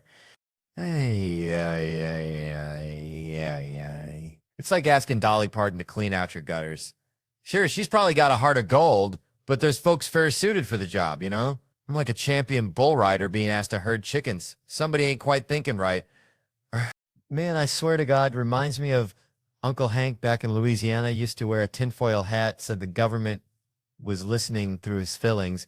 Now this fella right here, he's like Uncle Hank, but instead of the government, it's me. Just me and my jokes, right? He's heckling me all night, quieter than a mouse pissing on cotton, front row seat, just for me. Every joke lands flatter than a pancake in a microwave, and he's whispering, "You suck, Theo, you're worse than day-old gas station sushi," and I'm trying to ignore him like a mosquito at a nudist colony, but eventually the dam bursts, you know? I snap like a Slim Jim in a freezer, and I tell him, "Buddy, you're about as useful as a screen door on a submarine." And the whole back of the room, they didn't hear a damn thing. They're all like, whoa, Theo, what's gotten into you? They're siding with him. This dude who looks like he dresses exclusively from the Lost and Found at a bowling alley, and he's just eating it up, smiling like a possum eating a sweet potato. So I lay into him. I mean, I dissect him like a frog in a high school science class, and finally I get something about his haircut, looking like a Lego man after a car accident, and that's it. He's had enough. He storms the stage. This is where it gets good. I'm up on a riser, feeling like friggin' Gandalf holding back the Balrog. He's climbing the stairs, and I give him the nod. The international sign for you shall not pass, and finally a bouncer shows up, looks like a retired rodeo clown, and escorts him out. Turns out, this dude was dressed head to toe in Star Wars gear from Comic-Con, so naturally I called him a virgin, and that's what finally pushed him over the edge. Which, I gotta say, maybe I went too far, but hey, sometimes the truth hurts more than a paper cut on your eyeball. All right. So, listen, I was back home in Louisiana last summer, right? Visiting my mama, bless her heart. She's got this chihuahua named Killer. Thinks he's a dang Rottweiler. Always nipping at my ankles. Makes you want to punt him into next Tuesday. Anyway, Mama's watching this award show, and they're giving some dude an award. I think it was for selling insurance or something, but it got me thinking about Kevin Hart. Yeah, Kevin Hart. That little dude with the big heart. Ain't that a country song title? Wait, what was I saying? Oh yeah, Kevin. See, there's guys out there like Jerry Seinfeld. Great dudes. Funny as all get out. Wearing the crown of comedy. And let me tell you, that crown ain't no Burger King paper hat. It's heavy, man. Like Mama's cast iron skillet after she's cooked a whole mess of catfish, you know? But Kevin, he wears it like a ball cap backwards, like he's still running the bases. And that dude, he sold 500 million tickets. That's more than people at a Walmart on Black Friday. I tell you what, that's biblical. That's Noah's Ark full of people watching him. And I checked because that's how I do. I get my facts straight like a Baptist preacher, and he ain't just funny. He's a good dude. Helps people out. Goes back to Philly, which, let's be honest, takes guts. It's like wrestling a gator, you know, but he does it, and he probably feels like trash sometimes. We all do. Like that time I ate a whole bag of gas station sushi, but you'd never know it. Never see him fate. See, I wish he was there when I got my dang trophy. He's one of the greatest men I've ever met. It's like, I'm honored to know him, like meeting Dolly Parton, only funnier and with better abs, probably. And that's the truth. Even if it is like a fever dream after a crawfish boil. All right. Settle down, folks. Let me tell you something. Growing up in Tickfaw, Louisiana, we didn't have fancy stuff like, you know, indoor plumbing that worked all the time, but we had Mama's chickens, bless their pea-sized brains. And one time, this rooster, old Cluck Norris, he was meaner than a junkyard dog with a toothache. Anyway, Cluck Norris decided my head was prime pecking real estate, so I'm running, screaming like a banshee, and Mama's yelling, boy, you gotta assert dominance. Show him who's boss. Now, I ain't never been good at bossing nobody except maybe my goldfish, Bubba, rest his soul, so I figured, all right, I'll try it. I square up to Cluck Norris, puff out my chest like I'm trying to audition for a Chippendales show at the VFW, and yell, I'm the boss. Cluck Norris just stares at me, cocks his head, then bam, pecks me right in the dang eyeball, and I'm thinking, this is exactly how my dating life's been, right? You try to assert yourself, be all confident, and some rooster of a situation just comes along and pecks your eye out. It's like that comedian, what's his name, Sam Burrell? Heard he won some laughing skull thing. Bless his heart. Sounds like something you'd find on a backwoods roadkill menu. Anyway, the point is, dating is a train wreck, I swear. Talking to this girl the other night, sipping my bourbon, and I ain't sharing, mind you, bourbon's like sunshine in a bottle. Only tastes like regret the next morning. She says, that'll put hair on your chest. And I'm thinking, dang, gotta make sure I ain't growing no unexpected fur before I get intimate. Like checking the oil in a beat-up Ford pickup. You just gotta know what you're working with, you know? It's a minefield out there, just like that time I kissed this girl at a party, hammered out of my gourd. She says she has a boyfriend, which is bad enough, but then hits me with the double rejection. Even if I didn't, I wouldn't be interested. Lord have mercy, it's like getting rejected from a job, and then the interviewer says, and you're also too ugly for this plant. Brutal, just brutal. But hey, my last girlfriend, bless her heart, she was on Ambien, so I never had to wear a condom, which is either a blessing or a sign. I got to invest in a hazmat suit, depending on how you look at it. See, it's like that dad on the elevator with the crying kids. Should have wore a condom, probably didn't pull out. Now he's at the parent-teacher conference getting lectured. Charlie's been misbehaving. He's just got to shrug and say it's out of my hands, kind of like Cluck Norris pecking my eye. My own dad, met him 2 years ago, family-style restaurant. Ironic much. Should be broken family-style restaurants, right? You walk in, no waiter, just a note that says he left for cigarettes years ago, and for birthdays, instead of singing, they just whisper, "We forgot, sorry, we'll make it up to you." And some random dude walks in and says, "I don't even work here, I'm just banging the owner." It makes you wonder, you know? Never played catch with my dad, but we played an epic game of hide and seek. He's still hiding. I guess he's good at it. Saw a homeless couple sleeping in the street once. Sad, ain't it? But hey, at least he has a girlfriend. Hope he ain't hitting her, 'cause that ain't domestic violence. That's a street fight, and street fights, well, they ain't pretty. Dating someone now, I think. She stopped shaving her legs. That's how you know it's serious, right? It's like checking the tread on your tires before a long road trip. Gotta be prepared for anything. She asked me my fantasy the other night. I said, "I want you to dress like a nurse and tell me I have health insurance." Yeah, pathetic, I know, but honest. The other night, things got wild. She said, "Fuck me like it's your job." So I started checking my email, seeing when I could clock out. She wasn't impressed. And let's be honest, I keep inside it's going way too long. Like texting my friend Dan, "Do you want to suck my penis?" Only funny to me, and Dan, my girlfriend, not so much. Sent it to her by accident. Awkward Thanksgiving dinner, to say the least. I miss being single sometimes, especially dating black chicks. But, you know, that's a whole different sermon. And the N-word, well, white people created it. Black people get to use it, kind of like Magnum condoms, big and intimidating, but not always necessary. Subway story. Last one, I swear, with a girl I was dating, pervert gets on, starts touching himself. She wants me to fight him. I'm thinking, I don't want to get hit with that hand, but she pushes me. I say, "Excuse me, sir, could you stop that?" He says, "I wasn't doing that to your girlfriend. I was doing that to you." And I'm right back to that feeling of Cluck Norris pecking my eye. You just never know what kind of rooster's going to come at you in this world, do you? All right, settle down, y'all. I'm going to tell you something. See, I had this buddy back home, Cletus, bless his heart. Cletus thought he was John Mulaney's cousin or something. He'd walk around yelling "sack lunch bunch," like he invented sliced bread. The sack lunch bunch. Cletus couldn't rhyme if you glued a dictionary to his forehead. Reminded me of that time I tried to teach my grandma's Chihuahua, Pee-wee, to play the harmonica. Disaster. So anyway, Mulaney calls it the sack lunch bunch, and Cletus is running around like he invented it. I remember when I was a latchkey kid, back when that was a bad thing. Like, the news would show these sad kids looking lonely, and I'm over here living my best life, watching He-Man and eating peanut butter straight from the jar. They acted like us latchkey kids were going to burn the house down or join a cult. But we were just trying to survive on TV dinners and the wisdom of the Thundercats. And Mulaney's got the sack lunch bunch with 2 words rhyming, which is about as much rhyming as Cletus can manage after a 6-pack of Mountain Dew. They got Eli Bolin doing the music, and tell you what, that's just plain beautiful. I wrote a song with Justin Timberlake once, won an Emmy. Now the ballad said Justin Timberlake song, and below it was Mother Lover, which was a banger. I'm telling you, it was like those confusing ballads they got down in Palm Beach, Florida. Like Justin Timberlake song, then a way more famous Justin Timberlake song. People probably voted for the wrong one. That's why I always tell people to just vote for the guy. I have the best hat. Grandma's boyfriend, Paul. Now there's a tune for you. And noodles and a little bit of butter. I think that's my kind of fancy eating.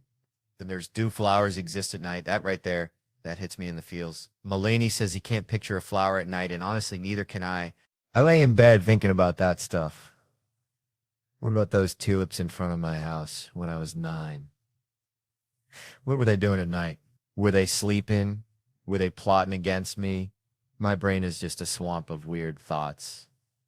Now, if you worked with kids on set, which, Lord have mercy, my friend, Dr.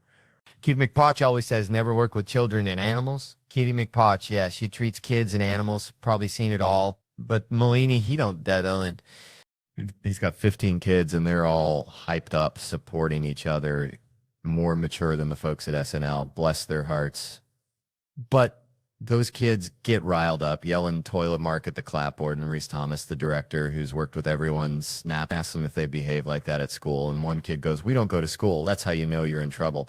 Richard Kine's in it too, a legend. But Mulaney wanted Michael Dukakis. Dukakis! Back when I was 6, he was huge. Mulaney wanted Dukakis to deliver a letter and be cheered for 30 seconds straight. Now that's the kind of comedy I like. He didn't get a script because Mulaney was delaying. Poor Dukaki's forgotten. We all forgot about him. Half the country wanted him president, and they just banished him. All I remember is him riding around on that tank with the helmet on, looking like a confused turtle. And that was bad. They made him look like an idiot. And it's like nowadays, if Mulaney ran for president, they just take that pediatrician vet joke, slow it down, and be like, look at this idiot, and he'd be done for. Still over you, John Mulaney. All right, settle down, y'all. Let me tell you something. My cousin Ricky, bless his heart, he used to try and catch squirrels with a butterfly net, right? Butterfly net. Said he was going to train him to pull a little wagon like a gosh darn miniature Clydesdale team. And I'm sitting there thinking, Ricky, you're about as likely to train a squirrel as you are to teach a possum to play the banjo. But hey, that's Ricky. Reminds me, people laugh at folks' imperfections, their little stumbles and bumbles, you know, physical flaws, things you can see plain as day. And yeah, it's funny sometimes, like when I tried to wear Crocs to a wedding. Hilarious. Disabilities, that's a whole different ball game, ain't it? Most ain't funny, especially the ones that end up on quilts or those 10K runs. Those are straight up tough, no joke about it. But then you got these weird situations, these curveballs life throws you, and you got to ask yourself, is that funny? And let me tell you, I got 3 examples that'll have you question your entire existence. First, foreign accent syndrome. You hear about it? Folks get bonked on the head, bad car wreck or something, wake up talking like they're from freaking Belgium. It's not funny, the head bonk part, but the accent? Oh, brother. And try not to giggle when you see a fella from Alabama suddenly sounding like he's running a trattoria in Naples, saying something like, the tractor, she's no working no more. If that ain't funny to you, you need to check your pulse, friend. But the real kicker, British lady, never left her town for 33 years, gets in an accident, wakes up talking with a Chinese accent. Chinese? Suddenly she's all, hello, I have no conversated with you over many moons. You want a cup of tea? Do you hear what I'm saying? Tell me there ain't a god with a seriously twisted sense of humor. And don't get all woke on me, it's a white lady. It's like she ordered the wrong accent on Amazon. But look, that British lady, she can say what she wants, maybe even start offering happy endings with that tea. Who knows? All right. If you're still stone-faced, how about this?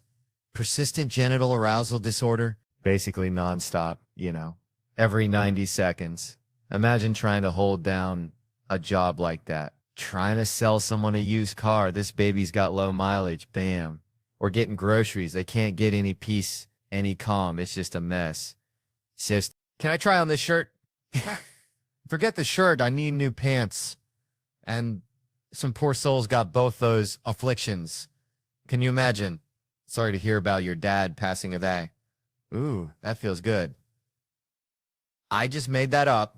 Maybe not funny to you, but I'm rolling with it. Still not convinced? Tourette's. My 5th grade Catholic school. New kid walking in on a Wednesday mass day. Priest starts, in the name of the Father. Kid, infant yells, fuck your cunt. Silence. Priest keeps going, Holy Spirit. Kid again, lick my balls. Fuck you. I'm dying. Trying not to explode. Kid next to me whispers he's got Tourette's. It gets old. But never got old. Best 3 years of my life. Especially the substitute teacher. They didn't warn her it was biblical. Saw a 10-year-old shatter a grown woman's spirit. Poor lady walks in, read chapter 3. Tick starts building. She's like, what's going on? He starts painting his own shirt with markers every day. She didn't know. Then he does his face. She's like, stop that. He goes, you bitch, fuck you. She's breaking down. What's happening? They're like, that's Kevin. Why are you crying so much right now? She died inside, quit teaching, but she's fine, you know? Probably selling candles on Etsy now, telling folks this scents are inspired by inner peace.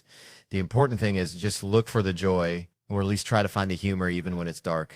It's a midnight deer stand or something. All right. Settle down, y'all. Let me tell you something. Reminds me of the time my cousin, Skeeter, tried to train a squirrel to water ski on Lake Pontchartrain. Real deal. Skeeter was convinced he could make this squirrel a star, had this whole contraption rigged up with toothpicks and a tiny styrofoam board looking like something out of Honey, I Shrunk the Kids. Now, Skeeter, bless his heart, ain't exactly men's material, more like a box of rocks with a mullet, but he's got this unwavering belief in the absurd, you know? Anyway, this squirrel named Nutsy, by the way, because Skeeter ain't exactly creative either, just kept swimming back to shore looking at Skeeter like he was speaking Martian. Skeeter got frustrated, started yelling at the squirrel, hold on tight, Nutsy, you gotta commit. Made me think about these comedians getting booed off stage, feeling like that squirrel just wanted out of there, looking at the crowd like y'all speaking Martian or something. See, there's something primal about stand-up. It's like bare knuckle fighting with words. You got to walk out there naked as a jaybird and tell a room full of strangers that you're funnier than they are. Man, I remember back home, Shreveport, Louisiana. We had this cat, Cletus. It looked just like a possum wearing a MAGA hat. Always yelling about the government. Cletus, bless his heart, thought fluoride in the water was a conspiracy to turn us all into frogs. Frogs, I tell you. And it reminds me of something Shane Gillis said, right? Gillis, that's a name that rings like a rusty old church bell, you know? He had this joke darker than my mama's burnt gumbo about Trump getting shot. Now, I ain't wishing no harm on nobody except maybe mosquitoes and telemarketers. But Gillis painted this picture, see, Trump standing there, mouth running faster than a coon dog after a squirrel, probably bragging about his golf score, then bam, out of nowhere, just goes, like a busted lawnmower. And that's the kind of humor that sticks to your ribs like gravy on a biscuit. It's wrong, but it's funny, like seeing a squirrel wearing underpants. But then Gillis, that wild card, throws Biden in the mix, saying he's so out of it. You could just walk up and boop, tap him on the nose, no security guard even bat an eye, just Mr. President, how the hell are ya? Like, he's a stray dog you just met. It's like, dang, that's savage, almost like comparing a Ferrari to a horse-drawn buggy. Ain't saying it's right, ain't saying it's wrong, just saying it's something. Makes you think, you know? Makes you think about how weird this whole dang world is, kind of like seeing a cat driving a tractor, pure chaos. Man, I swear, growing up in Louisiana, we had this bathtub, right? Avocado green. Looked like Shrek's armpit. And it was slipperier than a politician's promise, so time I'm in there just trying to exfoliate like a damn influencer, and bam, down I go, like a sack of potatoes. But here's the kicker. My cousin, bless her heart, she's in there too, thinking she's auditioning for a shampoo commercial, all slow motion hair flips and whatnot. And I accidentally clothesline her with my flailing limbs. It was like a scene from a slapstick comedy, except nobody was laughing, especially her, because see, it's like this with women. They got this whole expectation thing going on, right? You're supposed to be this graceful, protective force field against the slippery demons of the porcelain abyss. But the truth is, I'm just a clumsy swamp creature navigating a world designed for ballerinas. And that's kind of how I see this whole body image thing too. Like, women are constantly getting judged, weighed, measured, told to shrink here, puff up there. It's like they're living in a goddamn funhouse mirror. And meanwhile, dudes are out here walking around looking like sentient beer kegs, rocking the dad bod like it's the latest fashion trend. And nobody bats an eye. It's a wild double standard. I tell you, it's like comparing a meticulously crafted souffle to a microwaved burrito. Both can be delicious, but one's definitely getting more side-eye at the dinner party, you know? So next time you see a woman falling in the shower, cut her some slack. She's probably just trying to wash her feet, and even if she ain't, it's probably better than the alternative, which is trying to date in the modern world. That's even more slippery, guaranteed someone will end up falling.